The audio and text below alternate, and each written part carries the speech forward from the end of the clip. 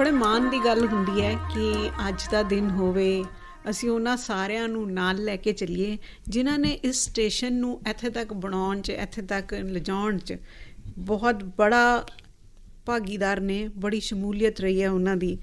ਮੈਨੂੰ ਯਾਦ ਹੈ 2020 ਦੀ ਗੱਲ, ਜਦੋਂ ਸਾਡਾ ਰੇਜ਼ਿੰਗ ਡੇ ਸੀਗਾ 1 ਮਈ 2020 ਨੂੰ, ਤਾਂ ਉਦੋਂ ਵੜੈਚ ਸਾਹਿਬ ਨੇ ਇੰਟਰਵਿਊ ਕੀਤਾ ਮੈਡਮ ਚੂੜਾਮਨੀ ਨੂੰ, ਅਤੇ ਬੜੇ ਸਾਰੇ ਲੋਕਾਂ ਨੇ ਨਾ ਖੁਸ਼ ਹੋ ਕੇ ਗੱਲ ਕੀਤੀ, ਕਹਿੰਦੇ ਦੇਖੋ ਜੀ ਕਿੰਨਾ ਵਧੀਆ ਪ੍ਰੋਗਰਾਮ ਸੀਗਾ। ਅੱਜ ਦੇਖੋ ਸਾਡੇ ਸੁਭਾਅ ਕਿ ਅਸੀਂ ਵੜੈਚ ਸਾਹਿਬ ਨੂੰ ਇੰਟਰਵਿਊ ਕਰ ਰਹੇ ਹਾਂ। ਤੁਸੀਂ ਸਾਰੇ ਉਹਨਾਂ ਨਾਲ ਰਾਬਤਾ ਰੱਖਦੇ ਹੋ, ਉਹਨਾਂ ਨੂੰ ਜਾਣਦੇ ਹੋ ਬਹੁਤ ਅੱਛੀ ਤਰ੍ਹਾਂ ਨਾਲ। ਬਲਕਿ ਕਦੀ ਇੰਝ ਵੀ ਸੀਗਾ ਕਿ AIR ਪਟਿਆਲਾ, ਆਕਾਸ਼ਵਾਣੀ ਪਟਿਆਲਾ ਔਰ ਅਮਰਜੀਤ ਸਿੰਘ ਵੜੈਚ ਇੱਕੋ ਹੀ ਚੀਜ਼ ਸਨ, same side, different sides of the same coin. ਅੱਜ ਅਸੀਂ ਉਹਨਾਂ ਨੂੰ ਹੀ ਆਪਣੇ ਪ੍ਰੋਗਰਾਮ 'ਚ ਲੈ ਕੇ ਆਏ ਹਾਂ। ਸਭ ਤੋਂ ਪਹਿਲਾਂ ਤਾਂ ਵੜੈਚ ਸਾਹਿਬ, ਤੁਹਾਨੂੰ ਤੁਹਾਡੇ ਸਟੇਸ਼ਨ ਦੇ 31 ਸਾਲ ਪੂਰੇ ਹੋਣ 'ਤੇ 32ਵੇਂ 'ਚ ਐਂਟਰ ਕਰਨ 'ਤੇ ਬਹੁਤ ਬਹੁਤ ਮੁਬਾਰਕਾਂ। ਮੇਰੇ ਵੱਲੋਂ ਵੀ ਬਹੁਤ ਬਹੁਤ ਮੁਬਾਰਕਾਂ, ਤੁਹਾਨੂੰ ਵੀ, ਸਾਡੇ ਸਾਰੇ ਸਰੋਤਿਆਂ ਨੂੰ ਵੀ ਬਹੁਤ ਬਹੁਤ ਮੁਬਾਰਕਾਂ। ਸੋ ਜੀ, ਵੜੈਚ ਸਾਹਿਬ ਦੀ ਇੱਕ ਖਾਸੀਅਤ ਹੈ ਕਿ ਇਹ ਨਾ ਲਾਈਵ ਪ੍ਰੋਗਰਾਮਸ ਦੇ ਮਾਹਿਰ ਨੇ, ਔਰ ਸ਼ੁਰੂ ਤੋਂ ਹੀ ਇੰਝ ਰਹੇ। ਪਹਿਲਾਂ ਇਹਨਾਂ ਨੇ ਜਰਨਲਿਜ਼ਮ ਕੀਤਾ ਹੋਇਆ, ਅਤੇ ਉਸ ਤੋਂ ਬਾਅਦ ਇਹਨਾਂ ਨੇ ਜਦੋਂ ਦਾ ਮਾਈਕ ਫੜਿਆ ਨਾ ਤਾਂ ਛੱਡਿਆ ਕੋਈ ਨਹੀਂ, ਔਰ ਉਸ ਦੇ ਲਈ ਇਹਨਾਂ ਨੇ ਰਿਕਾਰਡਸ ਵੀ ਬਣਾਏ। ਨਹੀਂ ਵੜੈਚ ਸਾਹਿਬ? ਬਿਲਕੁਲ ਸ਼ਹਿਨਾਜ਼ ਜੀ, ਤੁਸੀਂ ਗੱਲ ਜਿਹੜੀ ਆ ਉਹ ਕਹਿੰਦੇ ਨਾ ਵੀ ਆਪਣੀ ਯਾਦਾਂ ਦੀ ਲੜੀ ਦੀ ਇੱਕ ਧਾਗਾ ਖਿੱਚ ਲਿਆ, ਅਤੇ ਹੁਣ ਉਹ ਇੰਨਾ ਉਧੜਨਾ ਹੈ ਫਿਰ ਤੁਹਾਨੂੰ ਮੈਨੂੰ ਬੰਦ ਕਰਾਉਣਾ ਮੁਸ਼ਕਿਲ ਹੋ ਜਾਣਾ। ਹਾਂਜੀ, ਅਤੇ ਅੱਜ ਅਸੀਂ 31ਵੇਂ ਸਾਲ ਪੂਰੇ ਹੋਣ 'ਤੇ 32ਵਾਂ ਸ਼ੁਰੂ ਹੋਣ 'ਤੇ ਜਿਹੜੀ ਜਿੱਥੇ ਵਧਾਈ ਦਿੰਦੇ ਹਾਂ, ਇਸ ਮੌਕੇ 'ਤੇ ਸਾਨੂੰ ਸਾਡੇ ਇੰਜੀਨੀਅਰ ML ਮਨਚੰਦਾ ਹੋਣਾ ਨੂੰ ਯਾਦ ਕਰਨ ਦੇ ਨਾਲ ਸ਼ੁਰੂ ਕਰਨਾ ਚਾਹੀਦਾ, ਜਿਨ੍ਹਾਂ ਨੇ ਸ਼ੁਰੂਆਤ ਕੀਤੀ ਜਦੋਂ ਆਕਾਸ਼ਵਾਣੀ ਸ਼ੁਰੂ ਹੋਇਆ ਪਟਿਆਲਾ 92 ਦੇ ਵਿੱਚ। ਅਤੇ ਲੇਕਿਨ ਉਹ ਬਦਸ਼ਗਨੀ ਹੋਈ ਕਿ ਉਹਨਾਂ ਦੀ ਜਾਨ ਜਿਹੜੇ ਉਹ ਸ਼ਹੀਦ ਹੋ ਗਏ ਇਸ ਆਕਾਸ਼ਵਾਣੀ ਦੇ ਪ੍ਰੋਗਰਾਮਾਂ ਦੇ ਲਈ। ਉਸ ਵਕਤ ਪੰਜਾਬ 'ਚ ਖਾੜਕੂਵਾਦ ਸੀ, ਔਰ ਉਹਨਾਂ ਨੂੰ ਕੋਈ 18 ਮਈ ਦੇ ਨੇੜੇ ਤੇੜੇ ਕਿਡਨੈਪ ਕਰ ਲਿਆ ਜਦੋਂ ਉਹ ਆ ਰਹੇ ਸੀਗੇ ਪੰਜਾਬ ਦੇ ਵਿੱਚ, ਜਿਹੜੇ ਤਥਾ ਕਥਿਤ ਅੱਤਵਾਦੀ ਕਹਿ ਲਓ, ਖਾੜਕੂ ਕਹਿ ਲਓ। ਔਰ ਉਹਨਾਂ ਨੂੰ 10-12 ਦਿਨ ਦੀ ਕੈਪਟੀਵਿਟੀ ਤੋਂ ਬਾਅਦ ਬਹੁਤ ਬੁਰੀ ਤਰ੍ਹਾਂ ਉਹਨਾਂ ਨੂੰ ਮਾਰਿਆ, ਭਾਵ ਕਿ ਉਹ ਸ਼ਹੀਦ ਕਰ ਦਿੱਤੇ ਗਏ। ਕਿਉਂਕਿ ਸ਼ਹੀਦ ਹੈ, ਕਿਉਂਕਿ ਦੇਸ਼ ਦੇ ਜਿਹੜਾ ਰੇਡੀਓ ਹੈ, ਆਕਾਸ਼ਵਾਣੀ ਹੈ, ਇਹਨੇ ਪੂਰੇ ਦੇਸ਼ ਨੂੰ ਇੱਕ ਧਾਰਾ ਦੇ ਵਿੱਚ ਬੰਨ੍ਹਿਆ ਹੋਇਆ। ਅਨੇਕਤਾ ਦੀ ਜਿਹੜੀ ਦੇ ਵਿੱਚ ਏਕਤਾ ਦੀ ਗੱਲ ਕਰਦੇ ਆ, ਉਹ ਰੇਡੀਓ ਹੈ। ਹਾਂਜੀ, ਸਾਊਥ ਤੋਂ ਲੈ ਕੇ ਨਾਰਥ ਤੱਕ, ਇੱਧਰੋਂ ਵੈਸਟ ਤੋਂ ਈਸਟ ਤੱਕ ਰੇਡੀਓ ਕਲਚਰ ਤੌਰ 'ਤੇ ਸਾਨੂੰ ਬੜਾ ਜੋੜਦਾ ਹੈ। ਸੋ ਉਹ ਬੜੀ ਮੰਦਭਾਗੀ ਘਟਨਾ ਸੀ ਮਨਚੰਦਾ ਸਾਹਿਬ ਦੀ ਕਿ ਉਹ ਸਾਡੇ ਕੋਲੋਂ ਵਿਛੜੇ, ਉਹਨਾਂ ਨੂੰ ਸ਼ਹੀਦ ਕਰ ਦਿੱਤਾ ਗਿਆ। ਔਰ ਜਿਹੜੇ ਇੰਜੀਨੀਅਰਸ ਨੇ, ਮੈਂ ਸਮਝਦਾ ਕਿ ਲੋਕ ਇਹਨਾਂ ਨੂੰ ਨਹੀਂ ਜਾਣਦੇ, ਬਾਹਰ ਰੇਡੀਓ 'ਤੇ ਇਹਨਾਂ ਦੇ ਨਾਮ ਨਹੀਂ ਜਾਂਦੇ, ਪਰ ਬਹੁਤ ਵੱਡਾ ਜਿਹੜੀ ਇਨਫਰਾਸਟਰਕਚਰ ਹੈ ਸਾਡਾ ਟੈਕਨੀਕਲ, ਲੋਕਾਂ ਤੱਕ ਰੇਡੀਓ ਦੀ ਆਵਾਜ਼ ਪਹੁੰਚਾਉਣ ਵਿੱਚ ਇਹਨਾਂ ਦਾ ਬੜਾ ਵੱਡਾ ਯੋਗਦਾਨ ਹੈ। ਅਸੀਂ ਅੱਜ ਇਸ ਦੇ ਦਿਨ 'ਤੇ ਪਹਿਲਾਂ ਤਾਂ ਉਹਨਾਂ ਨੂੰ ਯਾਦ ਕਰਦੇ ਹੋਏ ਮਨਚੰਦਾ ਸਾਹਿਬ ਨੂੰ ਸ਼ਰਧਾਂਜਲੀ ਦਿੰਦੇ ਹਾਂ। ਤੁਸੀਂ ਕੀਤੀ ਕਿ ਰੇਡੀਓ ਦੇ ਪ੍ਰੋਗਰਾਮਾਂ ਦੀ, ਇਹ ਸੱਚੀ ਗੱਲ ਹੈ ਇਹ ਸ਼ਹਿਨਾਜ਼ ਜੀ, ਕਿ ਸੱਚਮੁੱਚ ਇੱਥੇ ਰਹਿ ਕੇ ਬੜੀ ਅਸਲੀ ਆਟੋਨਮੀ ਜਿਹੜੀ ਹੈ ਨਾ, ਅਕਸਰ ਕਹਿ ਦਿੰਦੇ ਆ ਕਿ ਜੀ ਰੇਡੀਓ ਤਾਂ ਸਰਕਾਰ ਦਾ ਭੋਂਪੂ ਹੈ, ਦੂਰਦਰਸ਼ਨ 'ਤੇ ਸਰਕਾਰ ਦਾ ਭੋਂਪੂ ਹੈ। ਇਹ ਗੱਲ ਬਿਲਕੁਲ, ਮੈਂ ਦਾਅਵੇ ਨਾਲ ਕਹਿਣਾ ਕਿ ਗਲਤ ਹੈ, ਬਿਲਕੁਲ ਗਲਤ ਹੈ। ਹਾਂ, ਜਿੱਥੇ ਸਰਕਾਰ ਦੀਆਂ ਪਾਲਿਸੀਆਂ ਅਸੀਂ ਦੱਸਣੀਆਂ ਹੁੰਦੀਆਂ ਨੇ, ਉਹ ਦੱਸਣੀਆਂ ਚਾਹੀਦੀਆਂ ਨੇ, ਸਾਡਾ ਫਰਜ਼ ਹੈ। ਸਰਕਾਰ ਤਨਖਾਹ ਵੀ ਦਿੰਦੀ ਹੈ, ਔਰ ਇਹ ਰੇਡੀਓ ਪਬਲਿਕ ਬਰੋਡਕਾਸਟਿੰਗ ਹੈ, ਲੋਕਾਂ ਨੂੰ ਅਸੀਂ ਸਰਕਾਰ ਦੀ ਜਾਣਕਾਰੀ ਵੀ ਦੇਣੀ ਹੈ ਕਿ ਇਹ ਤੁਹਾਡੇ ਲਈ ਪਾਲਿਸੀਆਂ ਬਣੀਆਂ ਨੇ, ਇਹ ਤੁਹਾਡੇ ਲਈ ਜਿਹੜੀ ਹੈ ਉਹ ਸਿਹਤ ਦੀ ਸਕੀਮ ਕੋਈ ਆਈ ਹੈ, ਇਹ ਲੜਕੀਆਂ ਵਾਸਤੇ ਕੋਈ ਸਕੀਮ ਆਈ ਹੈ ਨਾ, ਬਹੁਤ ਸਾਰੀਆਂ ਸਕੀਮਾਂ ਆਉਂਦੀਆਂ ਨੇ। ਲੇਕਿਨ ਲੋਕਾਂ ਦੀ ਗੱਲ ਵੀ ਅਸੀਂ ਜਿਹੜੀ ਆ ਉਹ ਸਰਕਾਰ ਤੱਕ ਪਹੁੰਚਾਉਂਦੇ ਹਾਂ। ਔਰ ਇਹਦੇ ਵਿੱਚ ਜਿਹੜੀ ਵੱਡੀ ਗੱਲ ਹੈ ਕਿ ਰੇਡੀਓ ਬਿਲਕੁਲ ਵੀ ਸਰਕਾਰ ਦਾ ਭੋਂਪੂ ਨਹੀਂ ਹੈਗਾ। ਆਜ਼ਾਦੀ, ਮੈਨੂੰ ਪੂਰੇ ਆਪਣੇ 31 ਸਾਲਾਂ ਦੇ ਇਤਿਹਾਸ ਵਿੱਚ ਕਦੇ ਵੀ ਮੈਨੂੰ ਕੋਈ ਪ੍ਰੋਗਰਾਮ ਕਰਨ ਤੋਂ ਨਹੀਂ ਰੋਕਿਆ ਗਿਆ। ਇੰਡੀਪੈਂਡੈਂਟਲੀ ਅਸੀਂ ਜ਼ਿੰਮੇਵਾਰੀ ਨਾਲ ਪ੍ਰੋਗਰਾਮ ਕਰਦੇ ਰਹੇ ਹਾਂ। ਔਰ ਮੈਨੂੰ ਯਾਦ ਹੈ ਕਿ ਇਹ 2003-04 ਦੀ ਗੱਲ ਹੈ, ਜਦੋਂ ਮੈਂ ਜੰਮੂ ਤੋਂ ਟਰਾਂਸਫਰ ਹੋ ਕੇ ਇੱਥੇ ਆਇਆ, ਨਵੇਂ ਮੋਬਾਈਲ ਚੱਲੇ ਸੀ। ਇਹ ਘੱਗਰ ਦਾ ਇਲਾਕਾ ਬਹੁਤ ਜਿਹੜਾ ਉਹ ਇੱਥੇ ਬਦਨਾਮ ਹੈ, ਕਿਉਂਕਿ ਹਰ ਸਾਲ ਘੱਗਰ ਦੇ ਵਿੱਚ ਹੜ੍ਹ ਆਉਂਦੇ ਆ। ਔਰ ਘੱਗਰ ਦੇ ਇਲਾਕਾ ਦਾ ਇਹੋ ਜਿਹਾ ਹੈ ਕਿ ਸ਼ਹਿਨਾਜ਼ ਜੀ, ਤੁਸੀਂ ਮੰਨੋਗੇ ਕਿ ਇੱਥੇ ਦੇ ਲੋਕਾਂ ਦੇ ਬੱਚਿਆਂ ਦੇ ਨਾਲ ਲੋਕ ਵਿਆਹ ਕਰਨ ਵਾਸਤੇ 10 ਵਾਰੀ ਸੋਚਦੇ ਆ ਮੁੰਡਿਆਂ ਨਾਲ ਕਿ ਕੁੜੀ ਉੱਥੇ ਦਈਏ ਕਿ ਨਾ ਦਈਏ। ਇਹ ਗੱਲ ਮੇਰੇ ਤਜਰਬੇ 'ਚੋਂ ਹੈ ਕਿਉਂਕਿ ਅਸੀਂ ਪ੍ਰੋਗਰਾਮ ਕਰਦੇ ਰਹੇ ਹਾਂ। ਔਰ ਮੈਂ ਘੱਗਰ ਦੇ ਲੋਕਾਂ ਨੂੰ ਜਾਣਦਾ ਸੀ, ਇਹਨਾਂ ਦੀਆਂ ਤਕਲੀਫਾਂ ਨੂੰ ਜਾਣਦਾ ਸੀ। ਹਾਈਲਾਈਟ ਕਰਨ ਵਾਸਤੇ ਅਸੀਂ 2003 ਜਾਂ 3 ਦੇ ਵਿੱਚ ਜਾਂ 4 ਦੇ ਵਿੱਚ ਅਸੀਂ ਇੱਕ ਪ੍ਰੋਗਰਾਮ ਸ਼ੁਰੂ ਕੀਤਾ। ਇਹ ਪੂਰੇ ਦਿਨ ਦਾ ਸਵੇਰੇ 9 ਵਜੇ ਤੋਂ ਲੈ ਕੇ ਸ਼ਾਮ ਦੇ 6 ਵਜੇ ਤੱਕ ਲਾਈਵ ਪ੍ਰੋਗਰਾਮ। ਉਹਦਾ ਨਾਮ ਸੀਗਾ ਘੱਗਰ ਦੇ ਨਾਲ ਨਾਲ। ਔਰ ਮੇਰੇ ਨਾਲ ਉਸ ਵਕਤ ਸਾਡੇ ਮੀਨਾਕਸ਼ੀ ਜੀ ਸੀਗੇ, ਪ੍ਰੋਗਰਾਮ ਐਗਜ਼ੀਕਿਊਟਿਵ ਮਿੰਨੀ ਉਬਰਾਏ ਸੀਗੇ। ਔਰ ਇੱਥੇ ਸਟੂਡੀਓ ਦੇ ਵਿੱਚ ਸਾਡੇ, ਮੈਨੂੰ ਹੁਣ ਯਾਦ ਨਹੀਂ ਆ ਰਿਹਾ, ਪਰ ਸਾਨੂੰ ਨਾਲ ਲੈ ਕੇ ਅਸੀਂ ਗੱਡੀ ਦੇ ਵਿੱਚ, ਸਰਕਾਰੀ ਗੱਡੀ ਦੇ ਵਿੱਚ, ਗੁਰਮੀਤ ਸਿੰਘ ਸਾਡੇ ਜਿਹੜੇ ਆ ਉਹ ਰੱਥ ਚਾਲਕ ਸੀਗੇ, ਅਸੀਂ ਲਾਈਵ ਕੀਤਾ ਸ਼ੰਭੂ ਤੋਂ ਲੈ ਕੇ ਔਰ ਵਾਇਆ ਅਸੀਂ ਮੀਰਾਂਪੁਰ, ਮਾੜੂ, ਫਿਰ ਖਨੌਰੀ, ਗੁਲਾੜ ਹੋ ਕੇ ਅਸੀਂ ਵਾਪਸ ਆਏ। ਔਰ ਤੁਸੀਂ ਹੈਰਾਨ ਹੋਵੋਗੇ ਜਿਹੜੀਆਂ ਲੋਕਾਂ ਨੇ ਪ੍ਰੋਬਲਮਸ ਉਠਾਈਆਂ, ਉਹ ਪ੍ਰੋਬਲਮਸ ਨੂੰ ਸ਼ਾਮ ਨੂੰ ਡਿਪਟੀ ਕਮਿਸ਼ਨਰ ਪਟਿਆਲਾ, ਸ਼ਾਇਦ ਮਿਸਟਰ SS ਧਾਲੀਵਾਲ ਸੀਗੇ, ਮੈਨੂੰ ਨਾਮ ਯਾਦ ਨਹੀਂ ਆ ਰਿਹਾ, ਵੱਡੇ ਹੋ ਗਏ ਹੁਣ ਨਾਮ ਭੁੱਲ ਜਾਂਦਾ। ਨਾਰੰਗ ਮੈਡਮ ਦੀ ਗੱਲ ਕਰ ਰਹੇ ਸੀ? ਨਹੀਂ, ਨਾਰੰਗ ਸਾਹਿਬ ਤਾਂ ਕਮਿਸ਼ਨਰ ਸੀਗੇ ਕਾਰਪੋਰੇਸ਼ਨ ਦੇ, ਉਦੋਂ ਮਿਸਟਰ ਧਾਲੀਵਾਲ ਸੀਗੇ ਸ਼ਾਇਦ। ਉਹਨਾਂ ਨੇ ਸਾਡੇ ਸਵਾਲਾਂ ਦੇ ਜਵਾਬ ਦਿੱਤੇ DC ਆਫਿਸ ਵਿੱਚ ਬੈਠ ਕੇ। ਔਰ ਉਸ ਦੇ ਨਾਲ ਉਸ ਵਕਤ SC ਸੀਗੇ ਮਿਸਟਰ ਕਾਂਸਲ, ਉਹਨਾਂ ਨੇ ਜਵਾਬ ਦਿੱਤੇ ਨਾਲ ਕਿ ਘੱਗਰ ਦੀ ਕੀ ਪ੍ਰੋਬਲਮ ਹੈ, ਕਿਵੇਂ ਸੋਲਵ ਹੋ ਸਕਦੀ ਹੈ। ਸੋ ਸਾਡਾ ਪਹਿਲਾ ਪ੍ਰੋਗਰਾਮ ਸੀਗਾ। ਉਸ ਤੋਂ ਬਾਅਦ ਅਸੀਂ ਇੱਕ ਪ੍ਰੋਗਰਾਮ ਕੀਤਾ ਪਟਿਆਲੇ ਕੇ ਬਿਚਮਾ। ਪਟਿਆਲਾ ਸ਼ਹਿਰ ਦੀਆਂ ਪ੍ਰੋਬਲਮਸ ਜਿੰਨੀਆਂ, ਉਹਨਾਂ ਨੂੰ ਹਾਈਲਾਈਟ ਕਰਨ ਵਾਸਤੇ ਪਰਮਜੀਤ ਪਰਵਾਨਾ, ਅਸੀਂ ਇੱਕ ਗੱਡੀ ਬਣਾਈ ਸੀ, ਹਾਥੀ ਜਿਹੜਾ ਜਿਹਨੂੰ ਕਹਿੰਦੇ, ਉਹਨੂੰ ਬਹੁਤ ਵਧੀਆ ਸਜਾ ਕੇ ਰੇਡੀਓ ਲਾ ਕੇ ਪਟਿਆਲੇ ਸ਼ਹਿਰ 'ਚ ਵੱਖ-ਵੱਖ ਥਾਵਾਂ 'ਤੇ ਲੋਕਾਂ ਦੀਆਂ ਕੀ ਪ੍ਰੋਬਲਮਸ ਨੇ। ਪਾਣੀ ਦੀ ਹੈ, ਸੜਕਾਂ ਦੀ ਪ੍ਰੋਬਲਮ ਹੈਗੀ ਹੈ, ਸੀਵਰੇਜ ਦੀ ਪ੍ਰੋਬਲਮ ਹੈ, ਕਾਰਪੋਰੇਸ਼ਨ ਦੇ ਦਫ਼ਤਰ ਦੀ ਪ੍ਰੋਬਲਮ ਹੈ। ਔਰ ਉਹਨਾਂ ਵਿੱਚ MS ਨਾਰੰਗ ਕਮਿਸ਼ਨਰ ਹੁੰਦੇ ਸੀ ਪਟਿਆਲੇ ਦੇ। ਉਹਨਾਂ ਨੂੰ ਅਸੀਂ ਕਿਹਾ ਸੀ ਕਿ ਜੀ ਸ਼ਾਮ ਨੂੰ ਅਸੀਂ ਤੁਹਾਨੂੰ ਪ੍ਰੋਗਰਾਮ ਜਿਹੜਾ ਤੁਸੀਂ ਸਟੂਡੀਓ 'ਚ ਆ ਕੇ ਲੋਕਾਂ ਦੇ ਸਵਾਲਾਂ ਦੇ ਜਵਾਬ ਦਿਓਗੇ। ਨਾਰੰਗ ਸਾਹਿਬ ਨੇ ਸਾਰਾ ਦਿਨ ਪ੍ਰੋਗਰਾਮ ਸੁਣਿਆ। ਸ਼ਾਮ ਨੂੰ ਇੱਥੇ ਜਿੱਥੇ ਆਪਾਂ ਬੈਠੇ ਹੁਣ ਰਿਕਾਰਡਿੰਗ ਕਰ ਰਹੇ ਹਾਂ, ਨਾਰੰਗ ਸਾਹਿਬ ਇੱਥੇ ਆ ਕੇ ਪ੍ਰੋਗਰਾਮ ਸਵਾਲਾਂ ਦੇ ਜਵਾਬ ਜਿਹੜੇ ਦੇ ਕੇ ਗਏ, ਜਿਹੜੇ ਸਾਰੇ ਸ਼ਹਿਰ ਦੇ ਵਿੱਚ ਲੋਕਾਂ ਨੇ ਉਠਾਏ। ਇੱਥੇ ਹੀ ਅਸੀਂ ਇੱਕ ਪ੍ਰੋਗਰਾਮ ਸਭ ਤੋਂ ਪਹਿਲਾਂ, ਜਿੱਥੋਂ ਤੱਕ ਮੇਰੀ ਯਾਦਦਾਸ਼ਤ ਹੈ ਕਿ local radio station, Jalandhar radio station, ਸਭ ਤੋਂ ਪਹਿਲਾ ਪ੍ਰੋਗਰਾਮ ਲਾਈਵ ਕਿਸੇ ਮੰਤਰੀ ਨਾਲ ਕੀਤਾ ਤਾਂ ਉਹ ਪਟਿਆਲਾ ਰੇਡੀਓ ਨੇ ਕੀਤਾ। That was the programme hello ਮੰਤਰੀ ਸਾਹਿਬ। ਔਰ ਕੈਪਟਨ ਕਮਲਜੀਤ ਬਹੁਤ ਮੰਨੇ ਹੋਏ ਸਿਆਸਤਦਾਨ, ਬਹੁਤ ਵਧੀਆ ਸੀ। ਉਹਨਾਂ ਨੇ ਸਾਡੇ ਇਸ ਸਟੂਡੀਓ 'ਚ ਬੈਠ ਕੇ ਲਾਈਵ ਪ੍ਰੋਗਰਾਮ, ਲੋਕਾਂ ਦੇ ਲਾਈਵ ਜਵਾਬ ਦਿੱਤੇ, ਜਿਹਦੇ ਬਾਰੇ ਰੇਡੀਓ ਬਾਰੇ ਕਹਿ ਦਿੰਦਾ ਸੀ ਵੀ ਕੋਈ ਗਲਤ ਨਾ ਬੋਲ ਦੇਵੇ ਜੀ ਉਹਨਾਂ ਨੂੰ। ਸਾਡੇ ਸਰੋਤੇ ਇੰਨੇ ਸਿਆਣੇ ਆ, ਉਹ ਸਾਡੀਆਂ ਜ਼ਿੰਮੇਵਾਰੀਆਂ ਆਪਣੀਆਂ ਲਿਮਿਟੇਸ਼ਨ ਸਮਝਦੀਆਂ। ਸਾਡੇ ਰੇਡੀਓ 'ਤੇ ਅੱਜ ਤੱਕ ਕਿਸੇ ਸਰੋਤੇ ਨੇ ਲਾਈਵ ਪ੍ਰੋਗਰਾਮ ਦੇ ਵਿੱਚ ਗਲਤ ਨਹੀਂ ਬੋਲਿਆ।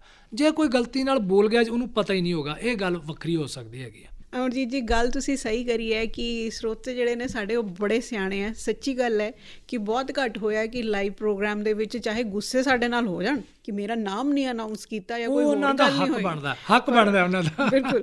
ਆਪਾਂ ਅਗਰ ਪ੍ਰੋਗਰਾਮ ਕਰਦੇ ਹਾਂ ਤੇ ਉਹਨਾਂ ਦੇ ਸਿਰ ਤੇ ਕਰਦੇ ਹਾਂ, ਜੀ ਸਾਨੂੰ ਬੜੀ એનર્ਜੀ ਮਿਲਦੀ ਹੈ ਉਹਨਾਂ ਤੋਂ। ਮੈਨੂੰ ਯਾਦ ਹੈ ਜਦੋਂ ਜਲੰਧਰ ਹੁੰਦੀ ਸੀ ਮੈਂ, ਤਾਂ ਉੱਥੇ ਜਲਦੀ ਦੇ ਕੇ ਲਾਈਵ ਪ੍ਰੋਗਰਾਮਸ ਬੰਦ ਕਰ ਦਿੰਦੇ ਆ ਜਦੋਂ ਕੋਈ ਸੈਂਸਿਟਿਵ ਇਸ਼ੂ ਹੁੰਦਾ ਜਾਂ ਇਲੈਕਸ਼ਨਸ ਵੀ ਹੁੰਦੀਆਂ। ਆਪਣੇ ਇੱਥੇ ਪਟਿਆਲੇ ਕਦੀ ਨਹੀਂ ਬੰਦ ਹੋਇਆ, ਕਦੇ ਨਹੀਂ ਬੰਦ ਹੋਇਆ, ਕਦੇ ਕਿਸੇ ਲਿਸਨਰ ਦੀ ਗੱਲ ਨਹੀਂ ਕੱਟੀ। ਮੈਂ ਇੱਕ ਹੋਰ ਦੱਸਣਾ, ਅਸੀਂ ਹੈਲੋ ਮੰਤਰੀ ਜੀ ਤੋਂ ਬਾਅਦ ਡਾਕਟਰ ਸੁੱਚਾ ਸਿੰਘ ਲੰਗਾਹ ਖੇਤੀਬਾੜੀ ਮੰਤਰੀ ਸੀ, ਉਹਨਾਂ ਨੂੰ ਇੱਥੇ ਬੁਲਾਇਆ। ਔਰ ਉਹਨਾਂ ਨੇ ਤਾਂ ਕਮਾਲ ਕਰਤੀ ਨਾ ਇੱਥੇ ਜਦੋਂ ਜਵਾਬ ਦਿੱਤੇ। ਬੜੇ ਧੜੱਲੇਦਾਰ ਮੰਤਰੀ ਰਹੇ ਆ। ਬਾਅਦ ਦੇ ਵਿੱਚ ਉਹਨਾਂ ਨੂੰ ਅਕਾਲ ਤਖਤ ਨੇ ਜਿਹੜਾ ਉਹ ਪੰਥ ਵਿੱਚੋਂ ਛੇਕਿਆ ਵੀ, ਉਹਨਾਂ ਨੇ ਬਾਅਦ ਵਿੱਚ ਮਾਫੀ ਮੰਗੀ, ਉਹਨਾਂ ਨੂੰ ਵਾਪਸ ਵੀ ਲੈ ਲਿਆ। ਪਰ ਉਸ ਵਕਤ ਉਹ ਬੜੇ ਧੜੱਲੇਦਾਰ ਮੰਤਰੀ ਸੀਗੇ। ਪ੍ਰੋਗਰਾਮ ਇਹਦੇ ਨਾਲ ਫਿਰ ਜਿਹੜਾ ਰੈਗੂਲਰ ਪ੍ਰੋਗਰਾਮ ਹੁਣ ਤੱਕ ਚੱਲਦਾ ਪਿਆ, ਤੁਸੀਂ ਵੀ ਚਲਾ ਰਹੇ ਹੋ, ਉਹ ਸੀਗਾ ਹੈਲੋ DC ਸਾਹਿਬ ਅਤੇ ਹੈਲੋ SSP ਸਾਹਿਬ। ਪਟਿਆਲੇ ਦੇ ਮੇਰੀ ਟੈਨਿਓਰ ਦੇ ਦੌਰਾਨ ਜਿੰਨੇ ਵੀ SSP ਅਤੇ DC ਆਏ, ਅਸੀਂ ਉਹਨਾਂ ਸਾਰਿਆਂ ਨੂੰ ਸਟੂਡੀਓ 'ਚ ਬੁਲਾ ਕੇ ਲਾਈਵ ਜਿਹੜੇ ਆ ਪ੍ਰੋਗਰਾਮ ਕੀਤੇ। ਇਲੈਕਸ਼ਨਾਂ ਦੇ ਦੌਰਾਨ ਅਸੀਂ ਲਾਈਵ ਪ੍ਰੋਗਰਾਮ ਕੀਤੇ, ਆਪ ਵੀ ਕੀਤੇ, ਜਲੰਧਰ ਨੂੰ ਵੀ ਇੱਥੋਂ ਫੀਡ ਜਿਹੜੀਆਂ ਉਹ ਦਿੰਦੇ ਰਹੇ ਹਾਂ। ਫਿਰ ਅਸੀਂ ਪ੍ਰੋਗਰਾਮ ਸ਼ੁਰੂ ਕੀਤਾ ਸਟੂਡੀਓ ਦੇ ਵਿੱਚੋਂ ਰੇਡੀਓ OPD। ਜੀ ਹਾਂਜੀ, ਤੁਸੀਂ ਵੀ ਕਰਦੇ ਹੋਣਾ ਉਹ। ਸੋ ਉਹ ਵੀ ਲਾਈਵ ਪ੍ਰੋਗਰਾਮ ਲੋਕਾਂ ਦਾ, ਕਿਉਂਕਿ ਜ਼ਮਾਨਾ ਹੁਣ ਪਿਛਲੇ 10-15 ਸਾਲਾਂ ਤੋਂ ਦੇਖਿਆ ਕਿ ਰਿਕਾਰਡਡ ਪ੍ਰੋਗਰਾਮਾਂ ਦਾ ਲੰਘ ਚੁੱਕਿਆ ਹੈ, ਲਾਈਵ ਇੰਟਰੈਕਸ਼ਨ ਦਾ ਹੋ ਗਿਆ। ਸਾਈਮਲਟੇਨੀਅਸਲੀ ਲੋਕ ਉਸੇ ਵਕਤ ਜਵਾਬ ਚਾਹੁੰਦੇ ਆ। ਇਹ ਪ੍ਰੋਗਰਾਮ ਹੁਣ ਵੀ ਬੜੇ ਇੰਟਰੈਕਟਿਵ ਪ੍ਰੋਗਰਾਮ ਹੈਗੇ ਆ, ਲੋਕ ਇਹਨੂੰ ਜਿਹੜੇ ਆ ਉਹ ਪਸੰਦ ਕਰਦੇ ਆ। ਸੋ ਇਸ ਤਰ੍ਹਾਂ ਦੇ ਬਹੁਤ ਪ੍ਰੋਗਰਾਮ ਆ ਜਿਹੜੇ ਆਪਾਂ ਕਰਨਾ ਚਾਹੀਏ। ਇੱਕ ਮੇਰੀ ਜਿਹੜੀ ਮੈਂ ਸਮਝਦਾ ਬੜੀ ਦਿਲਚਸਪੀ ਰਹੀ ਹੈ, ਉਹ ਰਹੀ ਹੈ ਖੇਤੀਬਾੜੀ ਦੇ ਵਿੱਚ। ਮੈਂ ਬਹੁਤ ਪ੍ਰੋਗਰਾਮ ਖੇਤੀਬਾੜੀ ਦੇ ਕੀਤੇ ਔਰ ਮੈਨੂੰ ਇਸ ਗੱਲ ਦਾ ਮਾਣ ਹੈ ਕਿ ਜਿਹੜਾ ਕਿਸਾਨ ਬਾਣੀ ਪ੍ਰੋਗਰਾਮ ਸ਼ੁਰੂ ਹੋਇਆ, ministry of agriculture and farmers welfare ਵਾਲਿਆਂ ਨੇ ਸ਼ੁਰੂ ਕੀਤਾ, ਇਹ 2004 ਦੇ ਵਿੱਚ ਪਹਿਲਾ ਪ੍ਰੋਗਰਾਮ ਜਿਹੜਾ ਉਹ ਇੱਥੋਂ ਹੀ ਅਸੀਂ ਸ਼ੁਰੂ ਕੀਤਾ। ਔਰ ਖੇਤੀਬਾੜੀ ਵਿਭਾਗ ਹੋਇਆ, ਕ੍ਰਿਸ਼ੀ ਵਿਗਿਆਨ ਕੇਂਦਰ ਹੋਇਆ, PAU ਹੋਇਆ, ਸਾਡੇ ਫਾਰਮਰਸ ਕਲੱਬ ਹੋਏ, ਉਹਨਾਂ ਨੇ ਸਾਨੂੰ ਬੜੀ ਸਪੋਰਟ ਕੀਤੀ। ਸਭ ਤੋਂ ਪਹਿਲਾਂ ਜਿਹੜਾ SSP ਪ੍ਰੋਗਰਾਮ ਅਸੀਂ ਸ਼ੁਰੂ ਕੀਤਾ, ਉਹਦੀ ਇੱਕ ਬੜੀ ਦਿਲਚਸਪ ਗੱਲ ਹੈ ਕਿ ਅਸੀਂ ਅਨਾਊਂਸ ਕਰ ਦਿੱਤਾ ਪ੍ਰੋਗਰਾਮ ਜਿਹੜਾ ਉਹ ਲਾਈਵ ਜਾਏਗਾ।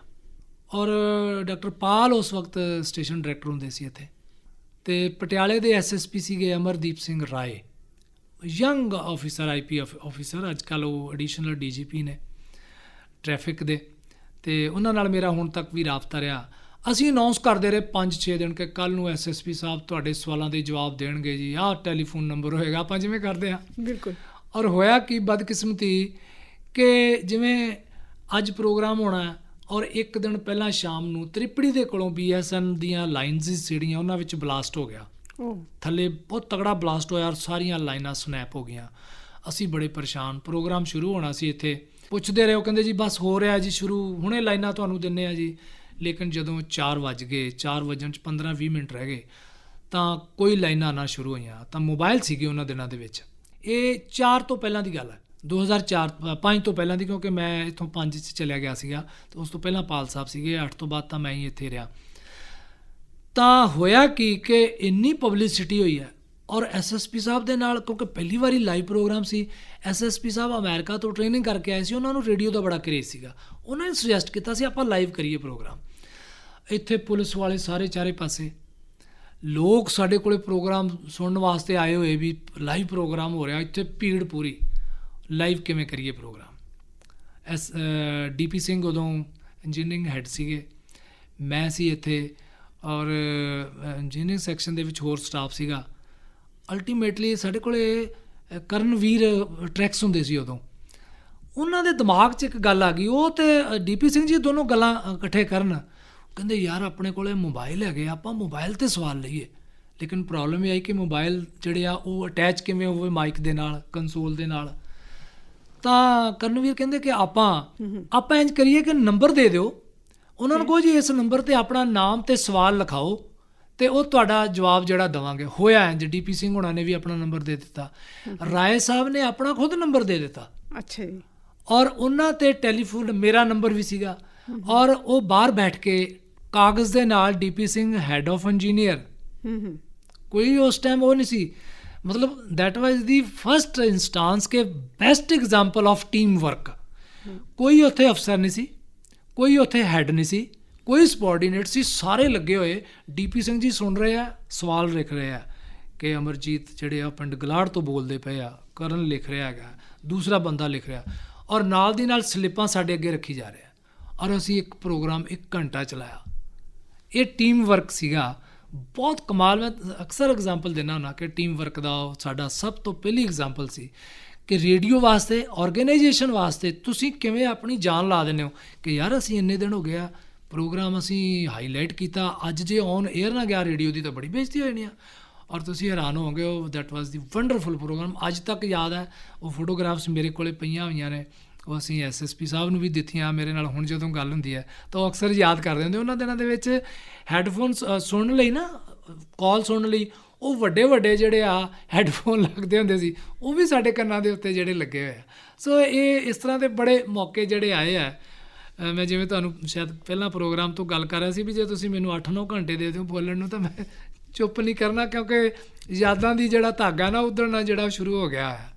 ਜੀ। ਪਰ ਅਮਰਜੀਤ ਵੜੈਚ ਜੀ, ਤੁਸੀਂ ਇੱਕ ਗੱਲ ਲਈ ਹੋਰ ਜਾਣੇ ਜਾਂਦੇ ਹੋ, ਕਹਿੰਦੇ ਤੁਸੀਂ ਹਾਸੇ ਬੜੇ ਪਾਉਂਦੇ ਹੋ ਅਤੇ ਲੋਕੀ ਅੱਜ ਤੱਕ ਯਾਦ ਕਰਦੇ। ਜੇ ਕਿਸੇ ਨੂੰ ਦੱਸੋ ਨਾ ਕਿ ਮੈਂ ਜੀ ਰੇਡੀਓ ਪਟਿਆਲਾ 'ਚ ਕੰਮ ਕਰਦੀ ਹਾਂ, ਕਿ ਉਹ ਤੁਹਾਡੇ ਨਾ ਉੱਥੇ ਰਾਤ ਨੂੰ 11 ਵਜੇ ਇੱਕ ਪ੍ਰੋਗਰਾਮ ਆਉਂਦਾ ਸੀਗਾ 10 ਵਜੇ, ਅਮਰਜੀਤ ਸਿੰਘ ਵੜੈਚ ਉਹਨਾਂ ਨੇ ਬੋਲਣਾ, ਅਤੇ ਹਰ ਜਣਾ ਤੁਹਾਨੂੰ ਅਮਰਜੀਤ ਸਿੰਘ ਵੜੈਚ ਨਹੀਂ ਜਾਣਦਾ, ਹਰ ਜਣਾ ਜਾਣਦਾ ਕਿ ਅਮਰਜੀਤ ਵੜੈਚ। ਜਿਵੇਂ ਅਸੀਂ ਪਹਿਲਾਂ ਵੀ ਕਿਹਾ ਕਿ ਸਿਨੋਨਿਮਸ, ਉਹ ਪ੍ਰੋਗਰਾਮ ਦੀ ਗੱਲ ਅਸੀਂ ਕਰ ਰਹੇ ਸੀ। ਤੁਸੀਂ ਕਿਹਾ ਨਾ, ਸੌਰੀ ਵਿੱਚ ਇੰਟਰਪਟ ਕਰ ਰਹੀ, ਉਸ 'ਚ ਤੁਸੀਂ ਕਿਹਾ DP ਸਿੰਘ ਉਹਨਾਂ ਦੀ, ਤਾਂ ਮੈਨੂੰ ਯਾਦ ਹੈ DP ਸਿੰਘ ਵੀ ਨਾਲ ਬੈਠੇ ਹੁੰਦੇ ਸੀ ਪ੍ਰੋਗਰਾਮ। ਸ਼ਹਿਨਾਜ਼ ਜੀ, ਜਿਵੇਂ ਮੈਂ ਟੀਮ ਵਰਕ ਦੀ ਗੱਲ ਕੀਤੀ ਹੈ, ਉਸ ਪ੍ਰੋਗਰਾਮ 'ਚ ਅਸੀਂ ਕੁਛ ਨਹੀਂ ਸੀ ਕਰਦੇ ਹੁੰਦੇ, ਹੈਰਾਨ ਹੋਵੋਗੇ ਤੁਸੀਂ। ਲੇਕਿਨ ਉਹ ਪ੍ਰੋਗਰਾਮ ਸਾਡਾ ਪੀਕ ਤੇ ਸੀਗਾ। ਆਡੀਅנס ਰਿਸਰਚ ਵਾਲਿਆਂ ਨੇ ਕਿਹਾ ਕਿ ਇਹ ਪ੍ਰੋਗਰਾਮ ਸਭ ਤੋਂ ਜ਼ਿਆਦਾ ਸੁਣਿਆ ਜਾਂਦਾ। ਉਹ ਪ੍ਰੋਗਰਾਮ ਰਾਤ ਨੂੰ ਆਉਂਦਾ ਹੁੰਦਾ ਸੀ ਸਾਡਾ, ਸ਼ਾਇਦ 8 ਤੋਂ 9, ਹਾਂ 8 ਤੋਂ 8:30 ਵਜੇ ਤੱਕ, ਅੱਧੇ ਪੌਣੇ ਘੰਟੇ ਦਾ ਪ੍ਰੋਗਰਾਮ ਹੁੰਦਾ ਸੀ ਉਹ। ਉਹਦੇ ਵਿੱਚ ਬੈਠੇ ਪਲਾਨ ਹੋਈ ਕਿ ਹਾਸੇ ਦਾ ਪ੍ਰੋਗਰਾਮ ਕੋਈ ਸ਼ੁਰੂ ਕੀਤਾ ਜਾਵੇ। ਲੋਕਾਂ ਦੀ ਬੜੀ ਡਿਮਾਂਡ ਹੋਈ, ਪਰ ਸਾਡੇ ਕੋਲ ਸਟਾਫ ਨਹੀਂ ਸੀ ਹੈਗਾ ਕਰਨ ਵਾਸਤੇ। ਪਲਾਨ ਹੋਈ ਬੈਠਿਆਂ ਕਿ ਕਿਵੇਂ ਕਰੀਏ। DP ਸਿੰਘ ਉਦੋਂ ਹੈਡ ਆਫ ਇੰਜੀਨੀਅਰ ਸੀਗੇ ਅਤੇ ਹੈਡ ਆਫ ਆਫਿਸ ਵੀ ਸੀਗੇ। ਚਾਂਦਲਾ ਸਾਹਿਬ ਉਦੋਂ ਸਾਡੇ ਪ੍ਰੋਗਰਾਮ ਦੇ ਉੱਧਰਲੇ ਪਾਸੇ ਹੈਡ ਸੀਗੇ। ਮੈਂ ਉਦੋਂ ਪ੍ਰੋਡਿਊਸਰ ਸੀਗਾ। ਅਸੀਂ ਅਨਾਊਂਸ ਕੀਤਾ ਕਿ ਸਾਨੂੰ ਸਾਡੇ ਸਰੋਤੇ ਜਿਹੜੇ ਆ ਉਹ ਚੁਟਕਲੇ ਭੇਜਣ। ਸੋ ਉਹਨਾਂ ਨੇ ਹਾਸਿਆਂ ਦੇ ਗੋਲ ਗੱਪੇ ਨਾਂ 'ਤੇ ਚਿੱਠੀਆਂ ਭੇਜਣੀਆਂ ਸ਼ੁਰੂ ਕਰਤੀਆਂ। ਇੰਨੇ ਚੁਟਕਲੇ ਸਾਡੇ ਸਰੋਤਿਆਂ ਦੇ। ਅਤੇ ਫਿਰ ਅਸੀਂ ਸੋਚਣਾ ਵੀ ਜਿਹੜੇ ਨਵੇਂ ਨਾ ਉਹ ਲਏ ਜਾਣ। ਨਾਮ ਅਸੀਂ ਸਾਰਿਆਂ ਦੇ ਬੋਲ ਦਿੰਦੇ ਸੀਗੇ। ਹੋਇਆ ਕਿ ਮੈਨੂੰ ਯਾਦ ਹੈ ਤੁਸੀਂ ਵੀ ਪ੍ਰੋਗਰਾਮ ਸ਼ਾਇਦ ਉਹਦੇ 'ਚ ਕਰਦੇ ਰਹੇ ਹੋ।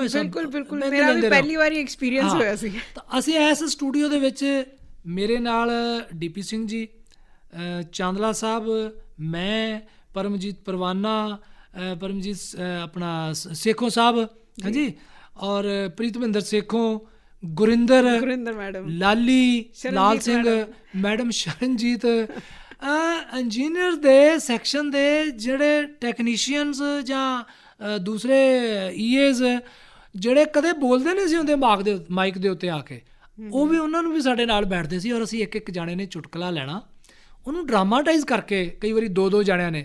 ਔਰ ਮੈਂ ਅਤੇ ਚਾਂਦਲਾ ਸਾਹਿਬ ਅਕਸਰ ਜਿਹੜੇ ਆ ਉਹ ਇੱਕ ਦੂਜੇ ਦੇ ਨਾਲ ਬਹੁਤ ਜਿਹੜੀ ਆ ਨਾ ਹਾਸਾ ਮਜ਼ਾਕ ਕਰਦੇ ਸੀ। ਚਾਂਦਲਾ ਸਾਹਿਬ ਇੱਕ ਖਾਸ ਕਿਸਮ ਦਾ ਹਾਸਾ ਹੱਸਦੇ ਹੁੰਦੇ ਸੀਗੇ। ਉਹ ਨਾ ਪਤਲਾ ਜਿਹਾ ਹਾਸਾ ਕਰਕੇ ਹੱਸਣਾ। ਅਤੇ ਫਿਰ ਉਹਨਾਂ ਮੈਨੂੰ ਕਹਿਣਾ, ਬੜਾ ਸਾਹਿਬ ਮੈਂ ਤੁਹਾਡੀ ਗੱਲ ਫਿਰ ਦੱਸ ਦਿਆਂ ਟੈਂਕੀ 'ਚ ਡੁੱਬਣ ਵਾਲੀ। ਅਸੀਂ ਫਿਰ ਉਹਨੂੰ ਕਹਿਣਾ ਨਹੀਂ ਇਸ ਵਾਰ ਨਹੀਂ, ਅਗਲੀ ਵਾਰੀ ਦੱਸਾਂਗੇ। ਉਹ ਬੜਾ ਪ੍ਰੋਗਰਾਮ ਸਾਡੇ ਸਰੋਤਿਆਂ ਨੇ ਬੜਾ ਪ੍ਰੋਗਰਾਮ ਚਲਾਇਆ ਸੀ। ਉਹ ਬਹੁਤ ਵਧੀਆ ਪ੍ਰੋਗਰਾਮ ਸਾਡਾ ਉਹ ਰਿਹਾ। ਫਿਰ ਅਸੀਂ ਬਾਅਦ ਦੇ ਵਿੱਚ ਖਾਤਾਂ ਦੇ ਜਵਾਬ ਵੀ ਦੇਣੇ ਸ਼ੁਰੂ ਕੀਤੇ ਇਸ ਤਰ੍ਹਾਂ ਦੇ। ਔਰ ਮੈਨੂੰ ਯਾਦ ਆ ਤੁਸੀਂ ਵੀ ਉਸ ਪ੍ਰੋਗਰਾਮ ਦੇ ਵਿੱਚ ਸਾਡੇ ਨਾਲ ਹਿੱਸਾ ਲੈਂਦੇ ਰਹੇ ਹੋ। ਜਦੋਂ ਮੈਨੂੰ ਉਹ ਟੈਂਕੀ ਵਾਲੀ ਗੱਲ ਹਲੇ ਵੀ ਨਹੀਂ ਪਤਾ। ਉਹ ਅਸੀਂ ਹਾਲੇ ਵੀ ਨਹੀਂ ਦੱਸਣੀ। ਇਹਨੂੰ ਕਹਿੰਦੇ ਆ ਹਾਸਿਆਂ ਦਾ ਪ੍ਰੋਗਰਾਮ। ਜੀ। ਅੱਛਾ ਸਰ, ਇਹ ਤਾਂ ਹੋਈਆਂ ਗੱਲਾਂ ਜਿਹੜੀਆਂ ਤੁਹਾਡੀਆਂ ਖਾਸ ਮਸ਼ਹੂਰ ਸੀਗੀਆਂ। ਇਸ ਤੋਂ ਇਲਾਵਾ ਜਦੋਂ ਮੈਨੂੰ ਯਾਦ ਹੈ ਮੈਂ ਇੱਥੇ ਆਈ ਤਾਂ ਨਾਲ ਹੀ ਕੋਵਿਡ ਵੀ ਆ ਗਿਆ ਜੀ। ਅਤੇ ਵੜੈਚ ਸਾਹਿਬ ਕਹਿੰਦੇ ਕਿ ਹੁਣ ਆਪਾਂ ਕੋਵਿਡ 'ਚ ਬੜੀ ਮਿਹਨਤ ਕਰਨੀ ਹੈ। ਬਹੁਤ ਮਿਹਨਤ ਹੋਈ ਸਾਡੇ ਸਟਾਫ ਨੇ ਉਹਨਾਂ ਦਿਨਾਂ ਦੇ ਵਿੱਚ। ਦੇਖੋ ਇੱਕਦਮ 25 ਮਾਰਚ 2020 ਨੂੰ ਰਾਤ ਨੂੰ ਜਿਹੜਾ ਲੋਕਡਾਊਨ ਲੱਗ ਗਿਆ। ਸਾਡੇ ਜਿੰਨੇ ਕੈਜੂਅਲ ਅਨਾਊਂਸਰ ਸੀ ਅਸੀਂ ਉਹਨਾਂ ਨੂੰ ਬੁਲਾ ਨਹੀਂ ਸੀ ਸਕਦੇ, ਕਿਉਂਕਿ ਉਹਨਾਂ ਦੀਆਂ ਵੀ ਪਰਿਵਾਰ ਸੀ, ਉਹਨਾਂ ਨੂੰ ਵੀ ਖਤਰੇ ਸੀਗੇ। ਸੋ ਅਸੀਂ ਰਹਿ ਕੌਣ ਗਏ? ਪਰਮਜੀਤ ਪਰਵਾਨਾ, ਮੈਂ, ਸ਼ਹਿਨਾਜ਼ ਜੀ, ਇੰਜੀਨੀਅਰਿੰਗ ਸਟਾਫ, ਅਤੇ ਸਾਡਾ ਜਿਹੜਾ ਦੂਸਰਾ ਸਟਾਫ ਸੀਗਾ ਸੈਕਰੇਟੇਰੀਅਲ ਸਟਾਫ ਹੈ ਜਿਹੜਾ, ਹੋਰ ਕੋਈ ਨਹੀਂ ਰਹਿ ਗਿਆ। ਔਰ ਸਟੇਸ਼ਨ ਚਲਾਉਣਾ ਸੀ। ਔਰ ਜ਼ਿੰਮੇਵਾਰੀ ਵੀ ਕਿੰਨੀ ਵੱਡੀ ਸੀ ਕਿ ਲੋਕਾਂ ਨੂੰ ਜਾਣਕਾਰੀ ਵੀ ਦੇਣੀ ਸੀ। ਦੇਖੋ ਆਪਾਂ, ਮੈਨੂੰ ਯਾਦ ਹੈ ਲਗਾਤਾਰ ਲਾਈਵ ਪ੍ਰੋਗਰਾਮ ਹੁੰਦਾ ਸੀ। 11 ਵਜੇ ਅਸੀਂ ਸ਼ੁਰੂ ਹੋਣਾ ਅਤੇ 6 ਵਜੇ ਅਸੀਂ ਜਲੰਧਰ ਦੇ ਕੇ ਹਟਣਾ। 5 ਘੰਟੇ ਲਗਾਤਾਰ ਪ੍ਰੋਗਰਾਮ ਚੱਲਦਾ ਰਿਹਾ ਹੈ ਨਾ। ਅਤੇ ਉਹਦੇ ਆਪਾਂ ਦੇਖੋ ਇੱਥੇ ਮੈਨੂੰ ਯਾਦ ਆ ਆਪਾਂ ਗੀਤ ਵੀ ਰਿਕਾਰਡ ਕੀਤੇ। ਮੈਨੂੰ ਯਾਦ ਆ ਉਹਦੇ ਵਿੱਚ ਮਿੱਤਲ ਜੀ ਸਾਡੇ ਇੰਜੀਨੀਅਰ, ਸੂਰਜ ਹੋਣੀ, ਡੋਨਾ ਜੀ, ਤੁਸੀਂ, ਮੈਂ, ਪਰਵਾਨਾ ਜੀ, ਉਹ ਮੇਰੇ ਕੋਲ ਵੀਡੀਓ ਵੀ ਪਈ ਹੋਈ ਆ ਹਾਲੇ ਤੱਕ। ਵੈਸੇ ਬੜਾ ਅੱਛਾ, ਤੁਹਾਡੀ ਇੱਕ ਖਾਸੀਅਤ ਹੈ ਜਿਹੜੀ ਘੱਟ ਹੁੰਦੀ ਲੋਕਾਂ 'ਚ। ਕਈ ਲੋਕ ਕਰ ਸਕਦੇ ਆ ਇੱਦਾਂ ਕਿ ਉਹ ਲੋਕਾਂ ਨੂੰ ਇਕੱਠੇ ਕਰ ਲੈਣ ਅਤੇ ਚਲੋ ਆਪਾਂ ਇੱਕ ਪ੍ਰੋਡਕਸ਼ਨ ਕਰ। ਚਲੋ ਵਧੀਆ ਗੱਲ, ਤੁਸੀਂ ਫੂਕ ਦੇਣ ਦਿਓ ਮੈਨੂੰ। ਨਹੀਂ ਫੂਕ ਨਹੀਂ ਦੇ ਰਹੀ। ਨਹੀਂ, ਇਹ ਚੀਜ਼ਾਂ ਬੜੀ ਗੱਲ ਹੁੰਦੀ ਹੈ। ਇਹ ਚੀਜ਼ਾਂ ਅਸੀਂ ਰੇਡੀਓ 'ਚ ਸਿੱਖੀਆਂ ਕਿ ਰੇਡੀਓ ਦੇ ਪ੍ਰੋਗਰਾਮ ਜੇ ਕਰਨੇ ਆ ਅਤੇ ਟੀਮ। ਦੇਖੋ ਮੈਂ ਇਕੱਲਾ ਨਹੀਂ ਕਰ ਸਕਦਾ ਜੇ ਇੰਜੀਨੀਅਰਸ ਨੂੰ ਤੁਸੀਂ ਨਾਲ ਨਹੀਂ ਲਓਗੇ। ਔਰ ਇੱਕ ਤੁਹਾਨੂੰ ਮੈਂ ਹੋਰ ਗੱਲ ਦੱਸਦਾ, ਪਟਿਆਲਾ ਰੇਡੀਓ ਸਟੇਸ਼ਨ ਵਾਹਦ ਰੇਡੀਓ ਸਟੇਸ਼ਨ ਹੈ, ਇੱਕੋ ਇੱਕ ਰੇਡੀਓ ਸਟੇਸ਼ਨ ਹੈ। ਮੇਰੇ ਨਾਲ ਤੁਸੀਂ ਸਹਿਮਤ ਹੋਵੋਗੇ ਕਿਉਂਕਿ ਤੁਸੀਂ ਵੀ ਸਟੇਸ਼ਨਾਂ 'ਤੇ ਕੰਮ ਕੀਤਾ, ਜਿੱਥੇ ਮੈਂ ਨਹੀਂ ਕਹਿਣਾ, ਅਸੀਂ ਸਾਰਿਆਂ ਨੇ ਰਲ ਕੇ ਡਿਸਾਈਡ ਕੀਤਾ ਕਿ ਜਿਹੜੇ ਸਾਡੇ ਇੰਜੀਨੀਅਰਸ ਔਨ ਡਿਊਟੀ ਹੈ ਉਹਨਾਂ ਦਾ ਨਾਂ ਵੀ ਰੇਡੀਓ 'ਚ ਜਾਇਆ ਕਰੇਗਾ। ਮੈਨੂੰ ਲੱਗਦਾ ਹਾਲੇ ਤੱਕ ਵੀ ਜਾਂਦਾ ਹੋਏਗਾ। ਬਿਲਕੁਲ ਜਾਂਦਾ ਕਿ ਇਸ ਵਕਤ ਸਾਡੇ ਨਾਲ ਕੌਣ ਨੇ ਜੀ, ਹੈ ਨਾ, ਜਾਂਦਾ ਹੈ ਨਾ, ਕੌਣ ਸਵੇਰੇ ਕੌਣ ਹੈ, ਦੁਪਹਿਰੇ ਕੌਣ ਹੈ, ਕਿਉਂਕਿ ਇਹ ਕਿਸੇ ਰੇਡੀਓ ਸਟੇਸ਼ਨ 'ਤੇ ਨਹੀਂ ਸੀ ਜਾਂਦਾ। ਹੁਣ ਭਾਵੇਂ ਕਿਤੇ ਜਾਂਦਾ ਹੋਵੇ, ਵਿਵਿਧ ਭਾਰਤੀ ਕਰਦਾ ਜੀ, ਹਲੇ ਕਰਦਾ ਹੋਏਗਾ।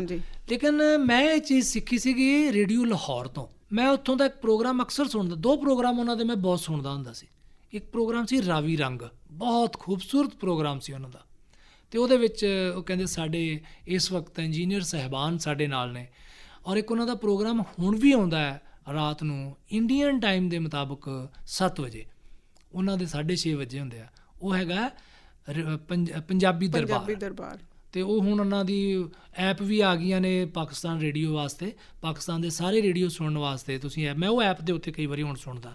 ਉਹ ਮੈਂ ਪ੍ਰੋਗਰਾਮ ਬੜਾ ਸੁਣਿਆ, ਉਹਦਾ ਐਨਾਲਿਸਿਸ ਵੀ ਬੜਾ ਕੀਤਾ ਕਿ ਕਿਵੇਂ ਉਹ ਸਾਡੇ ਪੰਜਾਬ ਦੇ ਲੋਕਾਂ ਨੂੰ ਭੜਕਾਉਂਦੇ, ਹਾਲੇ ਕਿ ਭੜਕਾ ਨਹੀਂ ਸਕੇ। ਮੈਨੂੰ ਵੀ ਯਾਦ ਆ ਗਿਆ ਕਿਉਂਕਿ ਅਮਰਜੀਤ ਵੜੈਚ ਉਦੋਂ ਪੈਕਸ ਵੀ ਸੀਗੇ ਦੇਸ਼ ਪੰਜਾਬ ਪ੍ਰੋਗਰਾਮ। ਜੀ ਯਾਦ ਹੈ ਤੁਹਾਨੂੰ? ਬਿਲਕੁਲ ਬਿਲਕੁਲ। ਸੋ ਇਸ ਕਰਕੇ ਇੰਜੀਨੀਅਰਸ ਦਾ ਜਿਹੜਾ ਬੜਾ ਵੱਡਾ ਰੋਲ ਜਿਹੜਾ ਹੋ ਰਿਹਾ। ਔਰ ਆਪਾਂ ਕੋਵਿਡ ਦੀ ਗੱਲ ਕਰਦੇ ਸੀ, ਕੋਵਿਡ ਦੇ ਦੌਰਾਨ ਅਸੀਂ ਉਹ ਪ੍ਰੋਮੋ ਬਣਾਉਣੇ ਸੀ, ਸਾਡੇ ਕੋਲ ਸਟਾਫ ਨਹੀਂ ਸੀ ਹੈਗਾ, ਅਸੀਂ ਤੁਸੀਂ ਵੀ ਆਪਣੀ ਆਵਾਜ਼ ਦਿੰਦੇ ਰਹੇ, ਮੈਂ ਵੀ ਦਿੰਦਾ ਰਿਹਾ, ਇੰਜੀਨੀਅਰ ਸਟਾਫ ਤੋਂ ਰਹੇ। ਔਰ ਜਦੋਂ ਕਿ ਸਾਡੇ ਪਾਬੰਦੀਆਂ ਹੁੰਦੀਆਂ ਕਿ ਤੁਸੀਂ ਬਿਨਾਂ ਅਪਰੂਵਲ ਵਾਇਸ ਤੋਂ ਨਹੀਂ ਦੇਣਾ, ਉਹਨਾਂ ਦਿਨਾਂ ਅਸੀਂ ਸਾਰੀਆਂ ਪਾਬੰਦੀਆਂ ਤੋੜ ਦਿੱਤੀਆਂ ਕਿਉਂਕਿ ਲੋੜ ਸੀ। ਔਰ ਅਸੀਂ ਦੇਖੋ ਕਿੰਨਾ ਲੋਕਾਂ ਨੂੰ ਇਨਫੋਰਮ ਕੀਤਾ। ਮੈਨੂੰ ਕੋਵਿਡ ਬਾਰੇ ਇੱਕ ਹੋਰ ਮੈਂ ਗੱਲ ਯਾਦ ਜਿਹੜੀ ਹੈ ਕਰਨੀ ਚਾਹਾਂਗਾ ਕਿ ਮੈਂ ਸਾਰਾ ਲੋਕਡਾਊਨ ਦੇ ਦੌਰਾਨ ਛੁੱਟੀ ਨਹੀਂ ਲਈ, ਕਿਸੇ ਨੇ ਵੀ ਨਹੀਂ ਲਈ, ਲੇਕਿਨ ਮੈਂ ਉਹਨਾਂ ਦਿਨਾਂ ਦੇ ਵਿੱਚ ਖੁਦ ਜਾ ਕੇ ਫੀਲਡ ਦੇ ਵਿੱਚ ਕੰਮ ਕੀਤਾ। ਹਾਂ ਬਿਲਕੁਲ ਹਾਂਜੀ ਯਾਦ ਹੈ ਮੈਨੂੰ। ਵੜੈਚ ਸਰ ਨੇ ਨਾ ਇੱਕ ਡੰਡੇ ਵਾਲਾ ਮਾਈਕ ਲਿਆ, ਮੈਂ ਕਹਿ ਰਿਹਾ ਸਾਨੂੰ ਯਾਦ, ਮੈਨੂੰ ਨਾ ਡੰਡਾ ਵਿਖਾਉਣ ਆਉਂਦਾ, ਜਿਵੇਂ ਮੈਂ ਵੜੀ ਅੰਦਰ ਤਾਂ ਮੈਨੂੰ ਡੰਡਾ ਵਿਖਾਉਣਾ। ਇੱਥੇ ਤਾਂ ਇੱਕ ਸ਼ਹਿਨਾਜ਼ ਪੂਰਾ ਹੋ ਗਿਆ ਨਾ, 1 ਫੁੱਟ ਦਾ ਡਿਸਟੈਂਸ ਹੈਗਾ ਇਹਦਾ। 3 ਫੁੱਟ ਦਾ। ਸਾਡੇ ਜਿਹੜੇ ਮਾਈਕ ਇੱਥੇ ਪਏ ਹੁੰਦੇ ਆ ਸਟੈਂਡਿੰਗ ਮਾਈਕ, ਉਹਨਾਂ ਦੀ ਜਿਹੜੀ ਆਰਮ ਹੁੰਦੀ ਹੈ ਜਿਹਦੇ ਉੱਤੇ ਮਾਈਕ ਲੱਗਦਾ ਹੈ, ਉਹ ਮੈਨੂੰ ਇੱਥੋਂ ਦਿਸ ਰਿਹਾ ਕਿ ਉਹ 2.5-3 ਫੁੱਟ ਦੀ ਹੈ। ਅਤੇ ਉਹਨੂੰ ਮੈਂ ਇੰਜੀਨੀਅਰਸ ਨੂੰ ਕਿਹਾ, ਮੈਂ ਕਿਹਾ ਯਾਰ ਇਹਦੇ ਉੱਤੇ ਲਾਉਣ ਦਾ ਪ੍ਰਬੰਧ ਕਰੋ। ਉਹ ਕਹਿੰਦੇ ਨਹੀਂ ਜੀ ਇਹਦੇ ਉੱਤੇ ਲੱਗਣਾ ਨਹੀਂ। ਮੈਂ ਕਿਹਾ ਤੁਸੀਂ ਜਿਵੇਂ ਮਰਜ਼ੀ ਕਰੋ, ਇਹਨੂੰ ਖੋਲ੍ਹ ਦਿਓ। ਉਹ ਕਹਿੰਦੇ ਆ ਉੱਪਰ ਵਾਲੇ ਲੱਗ ਜਾਣਾ। ਉਹਦੇ ਉੱਤੇ ਅਸੀਂ ID ਲਾ ਲਈ, ਉਹ ਹੱਥ 'ਚ ਫੜ ਲੈਣਾ, ਉਹ 3 ਫੁੱਟ ਦੂਰ ਹੋ ਜਾਣਾ। ਮੈਂ ਕੋਵਿਡ ਦੇ ਦਿਨਾਂ ਦੌਰਾਨ ਲੋਕਡਾਊਨ ਲੱਗਿਆ ਹੋਇਆ, ਮੈਂ ਆਪਣੀ ਗੱਡੀ ਲੈ ਕੇ ਅਸੀਂ ਜਾਂਦੇ ਰਹੇ ਪਿੰਡਾਂ ਦੇ ਵਿੱਚ ਕਿ ਤੁਸੀਂ ਪਿੰਡਾਂ ਵਾਲੇ ਕਿਵੇਂ ਕਰਦੇ ਪਏ ਨੇ, ਮਾਸਕ ਬੰਨੇ ਹੋਣੇ, ਫਿਰ ਮਜ਼ਦੂਰਾਂ ਦੀ ਕੀ ਪ੍ਰੋਬਲਮ ਆ ਰਹੀ ਹੈ। ਔਰ ਫਿਰ ਜਦੋਂ ਇੱਕ ਵਾਰੀ ਸਾਡੇ ਡਾਕਟਰਸ ਵਾਸਤੇ ਐਲਾਨ ਹੋਇਆ ਕਿ ਅਸੀਂ ਉਹਨਾਂ ਨੂੰ ਕਲੈਪਿੰਗ ਕਰਨੀ ਆ, ਹੈ ਨਾ, ਫੌਜੀਆਂ ਵਾਸਤੇ, ਅਤੇ ਉਹ ਉੱਪਰੋਂ ਜਹਾਜ਼ ਲੰਘਣੇ ਸੀ। ਮੈਂ ਰਜਿੰਦਰਾ ਹਸਪੀਟਲ ਜਾ ਕੰਮ ਕੀਤਾ। ਔਰ ਤੁਸੀਂ ਹੈਰਾਨ ਹੋਗੇ ਉਹਨਾਂ ਦਿਨਾਂ ਦੇ ਵਿੱਚ ਜਿਹੜੇ ਰਜਿੰਦਰਾ ਹਸਪੀਟਲ ਕੋਵਿਡ ਦੇ ਇੰਚਾਰਜ ਸੀਗੇ, ਮੈਂ ਉਹਨਾਂ ਨਾਲ ਇੰਟਰਵਿਊਜ਼ ਕਰਕੇ ਆਇਆ। ਲੋਕ ਬਹੁਤ ਡਰਦੇ ਸੀ ਉਹਨਾਂ ਦਿਨਾਂ ਵਿੱਚ, ਪੈਨਿਕ ਬੜਾ ਫੈਲਿਆ ਹੋਇਆ ਸੀਗਾ। ਟੈਨਸ਼ਨ ਨਾਲੋਂ ਮੈਨੂੰ ਸਭ ਯਾਦ ਹੈ, ਮੈਂ ਇੱਧਰ ਸਟੂਡੀਓ ਐਂਡ ਤੇ ਸੀਗੀ, ਆਪਾਂ ਸਟੂਡੀਓ 'ਚ। ਅੱਛਾ, ਅਸੀਂ ਹੁਣ ਪਤਾ ਲੱਗਦਾ ਕਿ ਕੋਵਿਡ ਕੋਈ ਬਹੁਤਾ ਖਤਰਨਾਕ ਨਹੀਂ ਸੀ ਹੈਗਾ। ਸ਼ਹਿਨਾਜ਼ ਜੀ ਨੇ ਸਾਹਮਣੇ ਬੈਠੇ ਹੋਣਾ, ਮੈਂ ਇੱਧਰ ਬੈਠਾ ਹੋਣਾ, ਅਸੀਂ ਮਾਈਕ ਦੇ ਬੈਠੇ ਹੋਣਾ ਅਤੇ ਮਾਸਕ ਲਾਏ ਹੋਣੇ, ਤੇ ਹੋਣਾ ਵੀ ਕਿਤੇ ਕੋਵਿਡ ਨਾ ਆ ਜਾਵੇ। ਮੈਨੂੰ ਯਾਦ ਹੈ, ਹੱਥ ਮਿਲਾਉਣਾ, 10-10 ਵਾਰੀ ਹੱਥ ਧੋਣੇ ਹਾਂਜੀ। ਔਰ ਬੜੀ ਅਜੀਬ ਇੱਕ ਗੱਲ ਦੱਸੀਏ ਸਾਰਿਆਂ ਨੂੰ ਕਿ ਵੜੈਚ ਸਰ ਦੀ ਖਾਸੀਅਤ ਹੈ ਕਿ ਇਹਨਾਂ ਨੇ ਇਨਸਿਸਟ ਕਰਨਾ ਕਿ ਆਪਾਂ ਨਾ ਇਕੱਠੇ ਖਾਣਾ ਜੀ। ਅਸੀਂ ਸਾਰਿਆਂ ਨੇ ਇਕੱਠੇ ਖਾਣਾ। ਮੈਨੂੰ ਲੱਗਣੀ ਭੁੱਖ ਬਹੁਤ ਪਹਿਲਾਂ, ਤੇ ਵੜੈਚ ਸਰ ਨੇ ਦੇਖੋ ਜੀ ਜਿਵੇਂ ਦੇ ਹੈ ਸਲੀਕ ਜੇ, ਇਹਨਾਂ ਨੂੰ ਛੇਤੀ ਤੇ ਲੱਗਣੀ ਨਹੀਂ ਭੁੱਖ, ਹਲੇ ਨਾ ਭੁੱਖ ਨਹੀਂ ਹੈ। ਮੈਂ ਨਾ ਵੇਟ ਕਰੀ, ਮੈਨੂੰ ਕੋ ਰਿयलाइज नहीं होता मुझे कितनी भूख लगी है। ਪਰ ਜਦੋਂ ਉਹ ਕੰਮ ਖਤਮ ਹੋਇਆ, ਜਦੋਂ ਕੋਵਿਡ ਆਇਆ, ਜਦੋਂ ਅਸੀਂ ਇਕੱਲੇ ਖਾਣਾ ਸ਼ੁਰੂ ਕੀਤਾ ਨਾ, ਫਿਰ ਪਤਾ ਲੱਗਿਆ, ਫਿਰ ਪਤਾ ਚੱਲਿਆ ਕਿ ਇਕੱਠੇ ਬਹਿ ਕੇ ਖਾਣਾ ਕੀ ਹੁੰਦਾ। ਦੇਖੋ ਸਾਡੇ ਪੰਜਾਬੀ ਸੱਭਿਆਚਾਰ ਦੇ ਵਿੱਚ ਰਾਤ ਨੂੰ ਲੋਕੀ ਜਿਹੜਾ ਖਾਣਾ ਖਾਂਦੇ ਸੀ, ਕਿਉਂਕਿ ਦਿਨੇ ਕੰਮ ਤੇ ਰਹਿੰਦੇ ਸੀ, ਲੇਕਿਨ ਰਾਤ ਦਾ ਖਾਣਾ ਇਕੱਠੇ ਹੋ ਕੇ ਖਾਂਦੇ ਸੀਗੇ। ਇਕੱਠਿਆਂ ਖਾਣਾ ਖਾਣ ਦਾ ਬਰਕਤ ਹੈ। ਮੈਨੂੰ ਤਾਂ ਇਕੱਲਿਆਂ ਖਾਣਾ ਬੜਾ ਔਖਾ ਲੱਗਦਾ। ਔਰ ਇਹ ਮੈਂ ਕਿੱਥੋਂ ਸਿੱਖਿਆ? ਇਹ ਮੈਂ ਰੇਡੀਓ ਜਲੰਧਰ ਤੋਂ ਸਿੱਖਿਆ। ਜਦੋਂ ਮੈਂ 88 'ਚ ਜੁਆਇਨ ਕੀਤਾ ਤਾਂ ਉੱਥੇ ਡਿਊਟੀ ਰੂਮ ਦੇ ਵਿੱਚ ਮੈਨੂੰ ਇਸ ਵਕਤ ਯਾਦ ਹੈ, ਜਿੱਥੋਂ ਤੱਕ ਮੈਡਮ ਸਰੀਨ ਹੁੰਦੇ ਸੀ, ਮੈਡਮ ਕਾਂਤਾ ਟਰੈਕਸ ਹੁੰਦੇ ਸੀ, ਮੋਨਕਾ ਜੀ ਹੁੰਦੇ ਸੀ, ਦੇਸ ਰਾਜ ਜੀ ਹੁੰਦੇ ਸੀਗੇ, ਹਰਬੰਸ ਖੁਰਾਣਾ ਹੁੰਦੇ ਸੀ, ਔਰ ਤੁੱਲੀ, ਫਿਰ ਸੁੱਖੀ ਮੈਡਮ, ਸੁਖਜੀਤ, ਬਹੁਤ ਸਾਰੇ ਲੋਕ ਹੋਰ ਵੀ ਬੜੇ ਨਾਮ ਨੇ, ਪ੍ਰਵੇਸ਼, ਦਿਨੇਸ਼, ਮਨਜੀਤ ਸਿੰਘ। ਅਸੀਂ 10-10 ਜਾਣੇ ਲੋਕਾਂ ਨੇ ਖਾਣਾ ਫਿਕਸ ਹੁੰਦਾ ਸੀ ਕਿ ਨਿਊਜ਼ ਸ਼ੁਰੂ ਹੋਈਆਂ 1:40 ਵਾਲੀਆਂ, ਔਰ ਅਸੀਂ ਖਾਣਾ 20 ਮਿੰਟਾਂ ਦੇ ਵਿੱਚ ਸਾਰੇ ਲੋਕ ਖਾਣਾ ਖਾਂਦੇ ਸੀਗੇ। ਔਰ ਹੈਰਾਨੀ ਸੀ ਕਿ ਉਸ ਖਾਣੇ ਦੀ ਕਿ ਸਾਰਿਆਂ ਨੂੰ ਪਤਾ ਹੁੰਦਾ ਸੀ ਰੇਡੀਓ ਸਟੇਸ਼ਨ ਵੀ ਇਸ ਵਕਤ ਡਿਊਟੀ ਰੂਮ 'ਚ ਖਾਣਾ, ਔਰ ਖਾਣੇ ਬੜੇ ਭਾਂਤ ਦੇ ਹੁੰਦੇ ਸੀਗੇ। ਜਿਵੇਂ ਮੈਡਮ ਕਾਂਤਾ ਜਲੰਧਰ ਤੋਂ ਆਉਂਦੇ ਸੀ ਤਾਂ ਉਹ ਖਾਣੇ ਬੜੇ ਸਵਾਦ ਬਣਾਉਂਦੇ ਸੀ। ਬਾਕੀ ਮੈਡਮ ਸਰੀਨ ਵੀ, ਸਾਰਿਆਂ ਨੇ ਲਿਆਉਣਾ, ਅਤੇ ਉੱਥੇ ਨਾ ਕਈਆਂ ਨੇ ਨਾ ਝਾਕਦੇ ਰਹਿਣਾ ਵੀ ਸ਼ੁਰੂ ਹੋਇਆ ਕਿ ਨਹੀਂ ਖਾਣਾ। ਹਾਂਜੀ, ਉਹਨਾਂ ਨੇ ਬਹਾਨੇ ਸਿਰ ਆ ਜਾਣਾ ਵੀ 2 ਬੁਰਕੀਆਂ ਲਾ ਕੇ ਜਾਵਾਂਗੇ ਅਸੀਂ। ਉਹ ਚੀਜ਼ ਨੇ ਮੈਨੂੰ ਬੜਾ ਪ੍ਰਭਾਵਿਤ ਕੀਤਾ। ਮੈਂ ਜੰਮੂ ਜਾ ਕੇ ਵੀ ਲੋਕਾਂ ਨੂੰ ਖਾਣਾ, ਜੰਮੂ ਮੈਂ ਰੇਡੀਓ ਕਸ਼ਮੀਰ 'ਤੇ ਰਿਹਾ, ਉੱਥੇ ਮੇਰੇ ਕਰਕੇ ਅਸੀਂ ਉੱਥੇ ਇਕੱਠਿਆਂ ਖਾਣਾ ਖਾਣ ਲਾਇਆ। ਉਹ ਮੈਨੂੰ ਹੁਣ ਵੀ ਕਹਿੰਦੇ ਆ ਕਿ ਤੁਸੀਂ ਉਦੋਂ ਦੇ ਲਾ ਗਏ ਅਤੇ ਹੁਣ ਤੱਕ ਅਸੀਂ ਖਾਂਦੇ ਹਾਂ। ਉਹੀ ਫਿਰ ਮੈਨੂੰ ਲੱਗਿਆ ਵੀ ਇੱਥੇ ਮੈਂ ਘਰ 'ਤੇ ਮੇਰਾ ਨੇੜੇ ਸੀ, ਪਰ ਦੁਪਹਿਰੇ ਮੈਂ ਕਹਿਣਾ ਖਾਣਾ ਘਰੇ ਖਾਣ ਜਾਵਾਂਗੇ, ਮਿਸਿਸ ਸਕੂਲੇ ਜਾਂਦੇ ਆ, ਮੈਂ ਖਾਣਾ ਨਾਲ ਲੈ ਆਉਣਾ। ਔਰ ਅਸੀਂ ਇੱਥੇ, ਮੈਨੂੰ ਯਾਦ ਹੈ ਮੀਨਾਕਸ਼ੀ ਜੀ, ਫਿਰ ਮੈਡਮ ਚੰਦਨਾ, ਤੁਸੀਂ ਆ ਗਏ, ਅਸੀਂ ਸਰਦਵਿੰਦਰ ਜੀ, ਪਰਵਾਨਾ ਜੀ, ਹਾਂਜੀ ਅਸੀਂ ਸਾਰੇ ਖਾਣਾ ਉੱਥੇ ਇਕੱਠਾ ਜਿਹੜਾ ਉਹ ਖਾਂਦੇ ਰਹੇ ਆ। ਹਾਂ, ਇਹ ਲੰਚ ਗੈਂਗ ਸੀਗਾ ਜੀ ਸਾਡਾ, ਜਿਸ 'ਚ ਪੱਕੀ ਜਿਹੜੀਆਂ ਦੋਸਤੀਆਂ ਨਾ ਇੱਥੇ ਹੀ ਪੈਂਦੀਆਂ। ਵੜੈਚ ਸਰ, ਤੁਸੀਂ ਇੰਨੇ ਸਾਲ ਕੰਮ ਕੀਤਾ, ਤੁਸੀਂ ਕੀ ਤਜਰਬਾ ਰੱਖਿਆ ਰੇਡੀਓ ਬਾਰੇ ਵੀ, ਆਪਣੇ ਬਾਰੇ ਵੀ ਔਰ ਜ਼ਿੰਦਗੀ ਬਾਰੇ ਵੀ? ਦੇਖੋ, ਮੈਨੂੰ ਰੇਡੀਓ 'ਚ ਰਹਿ ਕੇ ਜਿਹੜਾ ਮੈਂ ਪ੍ਰਾਪਤੀ ਕੀਤੀ ਹੈ ਉਹ ਹੈ ਕਿ ਇਹ ਸੰਸਥਾ ਆਲ ਇੰਡੀਆ ਰੇਡੀਓ ਆਕਾਸ਼ਵਾਣੀ ਬਹੁਤ ਵੱਡੀ ਸੰਸਥਾ ਹੈ। ਇਹਦੇ ਵਿੱਚ ਰਹਿ ਕੇ ਜੇ ਤੁਹਾਡੇ 'ਚ ਹਿੰਮਤ ਹੈਗੀ ਆ ਤਾਂ ਤੁਸੀਂ ਬਹੁਤ ਕੁਝ ਗ੍ਰਹਿਣ ਕਰ ਸਕਦੇ ਹੋ। ਜੇ ਤੁਹਾਡੇ 'ਚ ਨਹੀਂ ਹੈਗੀ ਤਾਂ ਫਿਰ ਤੁਸੀਂ ਸੁੱਕੇ ਹੀ ਨਿਕਲ ਆਓਗੇ। ਔਰ ਮੈਂ ਇੱਥੇ ਰਹਿ ਕੇ ਇੱਕ ਤੇ ਲੋਕਾਂ ਦੇ ਨਾਲ ਗੱਲਬਾਤ ਕਰਨੀ, ਮੈਂ ਬਿਲਕੁਲ ਪਿੰਡ 'ਚੋਂ ਪੜ੍ਹਿਆ ਹੋਇਆ, ਤੱਪੜਾਂ ਦੇ ਉੱਤੇ ਪੜ੍ਹੇ ਹੋਏ ਅਸੀਂ, ਸਾਨੂੰ ਪਤਾ ਹੀ ਨਹੀਂ ਸੀ ਹੁੰਦਾ ਕੀ ਹੁੰਦਾ ਹੈ। ਉਹ ਤੁਹਾਡੀ ਬੈਕਗਰਾਊਂਡ ਚੱਲਦੀ ਹੈ ਨਾ, ਇੱਕ ਇਨਫੀਰੀਅਰਿਟੀ ਕੰਪਲੈਕਸ ਕਿ ਨਹੀਂ ਇਹ ਤਾਂ ਬੜੇ ਸ਼ਹਿਨਾਜ਼ ਜੀ ਤਾਂ ਕਨਵੈਂਟ ਦੇ ਪੜ੍ਹੇ ਹੋਏ ਆ। ਨਹੀਂ, ਮੈਂ ਵੈਸੇ ਗੱਲ ਕਰਦਾ ਵੀ ਜਾਂ ਸਾਡੇ ਜਿਵੇਂ ਸੂਰਜ ਜੀ ਆਏ ਤਾਂ ਯੂਪੀ ਤੋਂ ਆਏ ਹੋਏ ਆ, ਜਾਂ ਅਮਰਨਾਥ ਜੀ ਆ, ਜਾਂ ਬਾਕੀ ਕੁਲੀ ਵੀ ਇਹ ਤਾਂ ਸ਼ਹਿਰਾਂ ਦੇ ਲੋਕ ਪੜ੍ਹੇ ਆ। ਲੇਕਿਨ ਰੇਡੀਓ 'ਚ ਰਹਿ ਕੇ ਗੱਲਬਾਤ ਕਰਨੀ, ਭਾਸ਼ਾ ਦਾ ਫਲੋ ਸਿੱਖਣਾ, ਸ਼ਬਦਾਵਲੀ ਸਿੱਖੀ, ਆਪਣੇ ਆਪ ਨੂੰ ਜ਼ਿੰਦਗੀ 'ਚ ਇੱਕ ਕਲਚਰਲ ਬਣਾਉਣ ਦੇ ਵਿੱਚ ਰੇਡੀਓ ਦਾ ਐਡਾ ਵੱਡਾ ਰੋਲ ਰਿਹਾ ਮੇਰਾ। ਇੰਨੇ ਲੋਕ ਜਾਣਨ ਲੱਗ ਪਏ। ਸ਼ਾਇਦ ਮੈਂ ਜੇ ਰੇਡੀਓ 'ਚ ਹੁੰਦਾ ਤਾਂ ਮੈਨੂੰ ਕੋਈ ਨਾ ਜਾਣਦਾ। ਡੀਸੀ ਸਾਹਿਬ ਦੇ ਦਫ਼ਤਰ 'ਚ ਵੜਨ ਨੂੰ ਲੋਕੀ ਤਰਸਦੇ ਆ, ਅਸੀਂ ਡੀਸੀ ਸਾਹਿਬ ਨੂੰ ਫੋਨ ਕਰਕੇ ਕਹਿੰਦੇ ਸੀ ਅਸੀਂ ਆ ਰਹੇ ਹਾਂ, ਬਿਲਕੁਲ ਐਸਐਸਪੀ ਸਾਹਿਬ ਨੂੰ ਜਾ ਰਹੇ ਹਾਂ। ਇਹ ਰੇਡੀਓ ਨੇ ਦਿੱਤਾ ਤੁਹਾਨੂੰ। ਔਰ ਇਹਦੇ ਨਾਲ ਨਾਲ ਰੇਡੀਓ 'ਚ ਰਹਿ ਕੇ ਮੈਂ ਬਰੋਡਕਾਸਟਿੰਗ ਬਾਰੇ ਇੰਨਾ ਕੁਝ ਸਿੱਖਿਆ। ਮੈਂ 2 ਕਿਤਾਬਾਂ ਲਿਖੀਆਂ। ਮੈਂ ਸਮਝਦਾ ਕਿ ਇਦੋਂ ਵੱਡੀ ਤੁਹਾਡੀ ਕੀ ਹੈ। ਔਰ ਜਿਹੜੀ ਤੁਸੀਂ ਗੱਲ, ਮੈਨੂੰ ਲੱਗਦਾ ਨਾ ਜ਼ਿੰਦਗੀ 'ਚ ਰੇਡੀਓ ਨੇ ਕੀ ਸਿਖਾਇਆ, ਮੈਨੂੰ ਲੱਗਦਾ ਰੇਡੀਓ ਨੇ ਹੀ ਸਭ ਕੁਝ ਸਿਖਾਇਆ। ਪਰ ਜੇ ਮੈਂ ਕੁਝ ਸਿਰਫ 2 ਲਾਈਨਾਂ ਦੇ ਵਿੱਚ ਗੱਲ ਕਰਨੀ ਚਾਹਾਂ ਤਾਂ ਰੇਡੀਓ ਨੇ ਮੈਨੂੰ ਮੇਰੀ ਜ਼ਿੰਦਗੀ ਦੇ ਵਿੱਚ ਜਿਹੜੀਆਂ ਚੀਜ਼ਾਂ ਨਹੀਂ ਸੀਗੀਆਂ, ਭਾਸ਼ਾ, ਮੇਲ ਜੋਲ, ਆਪਣੀ ਪਰਸਨੈਲਿਟੀ ਨੂੰ ਡਿਵੈਲਪ ਕਰਨਾ, ਇਹ ਮੈਨੂੰ ਰੇਡੀਓ ਤੋਂ ਸਭ ਕੁਝ ਮਿਲਿਆ। ਮੈਂ ਇਸ ਗੱਲ ਦਾ ਮਾਣ ਕਰਦਾ ਕਿ ਮੈਂ ਸਿੱਖਿਆ ਤੁਹਾਡੇ ਵਰਗੇ ਲੋਕਾਂ ਦੇ ਨਾਲ ਰਹਿ ਕੇ। ਛੋਟਿਆਂ ਤੋਂ ਵੀ ਸਿੱਖਿਆ, ਵੱਡਿਆਂ ਤੋਂ ਵੀ ਸਿੱਖਿਆ। ਇਹ ਨਹੀਂ ਹੈਗਾ ਕਿ ਤੁਸੀਂ ਸਿਰਫ ਵੱਡਿਆਂ ਤੋਂ ਸਿੱਖਦੇ ਹੋ, ਸਾਰਿਆਂ ਤੋਂ ਸਿੱਖਦੇ ਹੋ। ਹਰ ਇੱਕ ਗੱਲ ਮੰਨ ਕੇ ਮੈਨੂੰ ਇਹ ਗੱਲ, ਹਾਂ, ਜਿਹੜੀ ਸਭ ਤੋਂ ਵੱਡੀ ਗੱਲ ਮੈਂ ਤੁਹਾਨੂੰ ਕਹਿਣੀ ਚਾਹਾਂ, ਮੈਂ ਇਹ ਗੱਲ ਸਿੱਖੀ ਕਿ ਦੁਨੀਆ 'ਚ ਜਿਹੜਾ ਵੀ ਵਿਅਕਤੀ ਪੈਦਾ ਹੁੰਦਾ ਨਾ, ਉਹਦੇ ਵਿੱਚ ਕੋਈ ਨਾ ਕੋਈ ਟੈਲੈਂਟ ਰੱਬ ਪਾ ਕੇ ਭੇਜਦਾ, ਸਿਰਫ ਤੁਸੀਂ ਪਹਿਚਾਨਣਾ। ਉਹ ਸਿੱਖਿਆ ਕਿ ਕਿਹਦੇ 'ਚ ਟੈਲੈਂਟ ਮੈਂ ਕਿਵੇਂ ਲੱਭਣਾ, ਉਹ ਮੈਂ ਸਿੱਖਿਆ। ਇੱਥੇ ਇੱਕ ਕਰਨ ਕੌੜਾ ਨਾਂ ਦਾ ਅਨਾਊਂਸਰ ਆਇਆ, ਕੈਜੂਅਲ, ਮੈਂ ਇੱਕ ਐਗਜ਼ਾਮਪਲ ਹੀ ਦੇ ਰਿਹਾ। ਉਹਨੇ ਮੈਨੂੰ ਵਾਰ-ਵਾਰ ਆ ਕੇ ਕਹਿਣਾ ਕਿ ਸਰ ਆਪਾਂ ਨਾ ਇਹ ਪ੍ਰੋਗਰਾਮ ਕਰ ਲਈਏ। ਮੈਂ ਕਿਹਾ ਨਵੇਂ ਮੁੰਡਿਆਂ ਨੂੰ ਚਾਅ ਹੁੰਦਾ, ਐਵੇਂ ਹੀ ਲੱਗਿਆ ਹੋਇਆ ਮੇਰੇ ਮਗਰ। ਪਰ ਉਹਨੇ ਤਾਂ ਮੈਨੂੰ ਛੱਡਿਆ ਨਹੀਂ 15 ਦਿਨ। ਉਹਨੇ ਨਵੀਂ ਸੁਜੈਸ਼ਨ ਦੇਣੀਆਂ। ਔਰ ਉਦੋਂ ਵਰਲਡ ਕੱਪ 2020 ਪਹਿਲਾ ਮੈਚ ਹੋਇਆ ਸੀਗਾ। ਫਿਰ ਮੈਂ ਉਹਨੂੰ ਕਿਹਾ, ਮੈਂ ਕਿਹਾ ਤੂੰ ਕੰਮ ਕਰ ਸਕਦਾ? ਕਹਿੰਦਾ ਦੱਸੋ ਸਰ। ਮੈਂ ਕਿਹਾ ਤੈਨੂੰ ਅਸੀਂ TV ਦੇ ਦਿਆਂਗੇ ਅਤੇ ਵਰਲਡ ਕੱਪ 2020 ਮੈਚ ਜਿਹੜਾ ਹੈ ਤੂੰ ਲਾਈਵ ਕਰਨਾ, ਸਕੋਰਸ ਬੋਲਣੇ ਆ, ਗੀਤ ਚਲਾਉਣੇ ਆ, ਇੰਟਰਵਿਊ ਚਲਾਉਣੀਆਂ ਨੇ। ਉਸ ਬੰਦੇ ਨੇ ਚੈਲੰਜ ਐਕਸੈਪਟ ਕੀਤਾ। ਉਸ ਬੰਦੇ ਨੇ ਬਹੁਤ ਵਧੀਆ ਪ੍ਰੋਗਰਾਮ ਕੀਤਾ। ਰਾਤ ਨੂੰ ਅਸੀਂ ਟਰਾਂਸਮਿਸ਼ਨ ਐਕਸਟੈਂਡ ਕੀਤੀ। ਅੱਜ ਉਹ ਬੱਚਾ ਜਿਹੜਾ ਟੈਲੈਂਟ ਲੱਭਿਆ ਉਹਦੇ 'ਚੋਂ, ਮੈਨੂੰ ਲੱਗਿਆ ਵੀ ਇਹ 'ਚ ਹੈ ਕਾਣਾ ਕੋਈ ਨਾ ਕੋਈ। ਉਹ ਇੱਕ ਪ੍ਰਾਈਵੇਟ FM ਦੇ ਉੱਤੇ ਬਹੁਤ ਤਕੜਾ ਐਂਕਰ ਹੈ। ਉਸ ਨੂੰ ਬਹੁਤ ਬਾਅਦ ਦੇ ਵਿੱਚ ਮੈਂ ਯੂਨੀਸੈਫ ਦੀ ਇੱਕ ਟ੍ਰੇਨਿੰਗ 'ਤੇ ਭੇਜਿਆ ਜਲੰਧਰ। ਔਰ ਉਹ 5 ਸਟਾਰ ਦੇ ਵਿੱਚ ਹੁੰਦੀ ਹੈ ਟ੍ਰੇਨਿੰਗ, ਕਿਉਂਕਿ ਉਹ ਟ੍ਰੇਨਿੰਗ ਕੈਜੂਅਲ ਅਨਾਊਂਸਰਸ ਵਾਸਤੇ ਹੀ ਸੀ ਸਿਰਫ। ਤਾਂ ਮੈਂ ਉਹਨੂੰ ਚੁਣਿਆ ਕਿ ਇਹਦੇ ਵਿੱਚ ਬੜਾ ਵੱਡਾ ਟੈਲੈਂਟ ਹੈ। ਉਹ ਵਾਕਈ ਉਹ ਸਾਡੇ ਹੁੰਦਿਆਂ ਉਹਨੂੰ ਹੋਇਆ। ਔਰ ਉਹਦਾ ਟੈਲੈਂਟ ਇੰਨਾ ਪੋਲਿਸ਼ ਹੋਇਆ ਕਿ ਉਹ ਪ੍ਰਾਈਵੇਟ ਰੇਡੀਓ ਦੇ ਉੱਤੇ ਇਸ ਵਕਤ ਜਿਹੜਾ ਉਹ ਚੀਫ ਪ੍ਰੋਡਿਊਸਰ ਬਣਿਆ ਹੋਇਆ, ਕੰਮ ਕਰ ਰਿਹਾ। ਸੋ ਇਹ ਦੱਸਿਆ ਰੇਡੀਓ ਨੇ ਕਿ ਤੁਸੀਂ ਯੁਵਾਨੀ ਪ੍ਰੋਗਰਾਮ ਕੀਤੇ ਆ। ਅਸੀਂ ਆਰਟਿਸਟਾਂ ਨੂੰ ਬੁਲਾਉਂਦੇ ਹਾਂ, ਗੀਤਕਾਰਾਂ ਨੂੰ। ਅਸੀਂ ਟਾਕਰ ਲੱਭਦੇ ਹਾਂ, ਕੋਈ ਮਿਲਣ ਆਉਂਦਾ ਅਤੇ ਅਸੀਂ ਵੇਖਦੇ ਹਾਂ ਵੀ ਯਾਰ ਇਹ ਬੰਦਾ ਕਿਹੜੀ ਟਾਕ ਕਰ ਸਕਦਾ, ਕਿਹੜੀ ਇੰਟਰਵਿਊ ਕਰ ਸਕਦਾ ਸਾਡੇ ਨਾਲ, ਇਹ ਚੀਜ਼ ਲੱਭਣੀ। ਸੋ ਬੰਦੇ 'ਚੋਂ ਸਿਰਫ ਟੈਲੈਂਟ ਹੀ ਨਹੀਂ, ਬੰਦੇ 'ਚੋਂ ਬੰਦਾ ਲੱਭਣਾ ਵੀ ਸਾਨੂੰ ਜਿਹੜਾ ਉਹ ਰੇਡੀਓ ਨੇ ਸਿਖਾਇਆ। ਅਤੇ ਮੈਂ ਇੱਕ ਗੱਲ ਹੋਰ ਸਾਂਝੀ ਕਰਨੀ ਚਾਹਾਂਗਾ। ਉਹ ਸੀ ਇਨਵਾਈਟਡ ਆਡੀਅנס ਸਾਹਮਣੇ ਅਸੀਂ ਪ੍ਰੋਗਰਾਮ ਕਰਦੇ ਸੀ।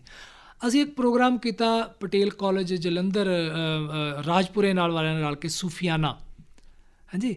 ਅਤੇ ਉਹ ਪ੍ਰੋਗਰਾਮ ਦੂਰਦਰਸ਼ਨ ਨਾਲ ਰਲ ਕੇ ਕੀਤਾ। ਅਸੀਂ ਲਾਈਵ ਪ੍ਰੋਗਰਾਮ ਕੀਤਾ। ਉਹ ਨਾਲੇ ਦੂਰਦਰਸ਼ਨ ਨੇ ਰਿਕਾਰਡ ਕੀਤਾ, ਨਾਲੇ ਅਸੀਂ ਕੀਤਾ। ਉਸ ਤੋਂ ਬਾਅਦ ਅਸੀਂ ਯੂਨੀਵਰਸਿਟੀ ਦੇ ਵਿੱਚ ਜਿਹੜੀ ਆ ਉਹ ਇੱਕ ਲਾਈਵ ਪ੍ਰੋਗਰਾਮ ਦੂਰਦਰਸ਼ਨ ਨੇ ਅਤੇ ਅਸੀਂ ਰਲ ਕੇ ਲਾਈਵ ਕੀਤਾ। ਇੱਕ ਪ੍ਰੋਗਰਾਮ ਕੀਤਾ ਅਸੀਂ ਕਲਾ ਭਵਨ ਦੇ ਵਿੱਚ, ਪੰਜਾਬੀ ਯੂਨੀਵਰਸਿਟੀ ਦੇ। ਉਹ ਯਾਦਗਾਰ ਪ੍ਰੋਗਰਾਮ ਹੈ। ਜਿਹੜੇ ਸਰੋਤੇ ਸੁਣ ਰਹੇ ਆ ਜਾਂ ਜਿਨ੍ਹਾਂ ਨੂੰ ਪਤਾ, ਅਸੀਂ ਬਾਅਦ ਦੇ ਵਿੱਚ ਉਹ ਪ੍ਰੋਗਰਾਮ ਚਲਾਇਆ ਵੀ। ਉਹ ਸੀਗਾ ਪ੍ਰੋਗਰਾਮ ਕੁਤਕੁਤਾਰੀਆਂ, ਹਾਸਿਆਂ ਦਾ। ਬਸ ਉਹ ਗੋਲ ਗੱਪੇ ਨਹੀਂ ਸੀ, ਉਹ ਹਾਸਿਆਂ ਦੀ ਐਕਸਪ੍ਰੈਸ ਹੀ ਸੀ।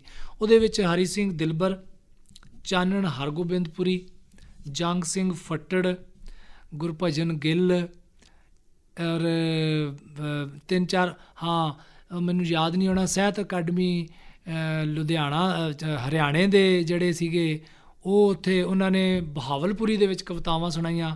ਹਰੀ ਸਿੰਘ ਦਿਲਬਰ ਜਿਹੜੇ ਸਾਡੇ ਮੰਨੇ ਜਾਂਦੇ ਸੀਗੇ ਹਾਸਿਆਂ ਬਾਰੇ ਕਿ ਉਹਦੇ ਵਰਗਾ ਕੋਈ ਹਾਸਾ ਨਹੀਂ ਸੁਣਾਉਂਦੇ, ਕਵਿਤਾਵਾਂ ਨਹੀਂ ਸੁਣਾਉਂਦੇ, ਇੰਨਾ ਤਕੜਾ ਸਤੀਸ਼ ਕੁਮਾਰ ਵਰਮਾ ਹੋਣਾ ਨੇ ਉਹਨੂੰ ਜਿਹੜਾ ਉਹ ਕੀਤਾ ਸੀਗਾ, ਕੰਡਕਟ ਕੀਤਾ। ਸਾਡਾ ਸਾਰਾ ਕਲਾ ਭਵਨ ਭਰ ਗਿਆ। ਵਾਈਸ ਚਾਂਸਲਰ, ਉਹਨਾਂ ਦੇ ਵਾਈਫ, ਉਹਨਾਂ ਦੀ ਬੇਟੀ ਪੂਰਾ 2 ਘੰਟੇ ਉਸ ਪ੍ਰੋਗਰਾਮ 'ਚ ਬੈਠੇ ਰਹੇ। ਪਰਮਜੀਤ ਪੰਮੀ ਬਾਈ ਆਏ ਅਤੇ ਬੈਠਣ ਵਾਸਤੇ ਥਾਂ ਨਹੀਂ ਸੀ ਹੈਗੀ, ਮੈਂ ਉਹਨਾਂ ਨੂੰ ਕੁਰਸੀ 'ਤੇ ਬਿਠਾਇਆ, ਮੈਂ ਆਪ ਥੱਲੇ ਬੈਠਾ। ਯੂਨੀਵਰਸਿਟੀ ਦੇ higher senior professors doctor Surjit Bhatti, Harvinder Bhatti ਵਰਗੇ ਲੋਕ, ਗੁਰਚਰਨ ਵਰਗੇ, ਉਹ ਥੱਲੇ ਬੈਠੇ ਹੋਏ, ਉਹਨਾਂ ਦੇ ਵਾਈਫਸ ਨਾਲ ਬੈਠੀਆਂ ਨੇੜੇ, ਕਿਸੇ ਨੂੰ ਕੁਰਸੀ ਨਹੀਂ ਮਿਲੀ। ਔਰ ਘੱਟੋ ਘੱਟ 150-200 ਸਟੂਡੈਂਟਸ ਹਾਲ ਦੇ ਬਾਹਰ ਵੀ ਸਾਨੂੰ ਅੰਦਰ ਵਾੜ ਲਓ। ਇੰਨਾ ਤਕੜਾ ਪ੍ਰੋਗਰਾਮ ਸਾਡਾ ਉਹ ਹੋਇਆ, ਉਹ ਯਾਦ ਕੀਤਾ ਜਾਂਦਾ। ਉਹ ਲੋਕ ਕਹਿੰਦੇ ਵੀ ਸਾਡੀ ਜ਼ਿੰਦਗੀ 'ਚੋਂ ਹਾਸੇ ਖਤਮ ਹੋ ਗਏ।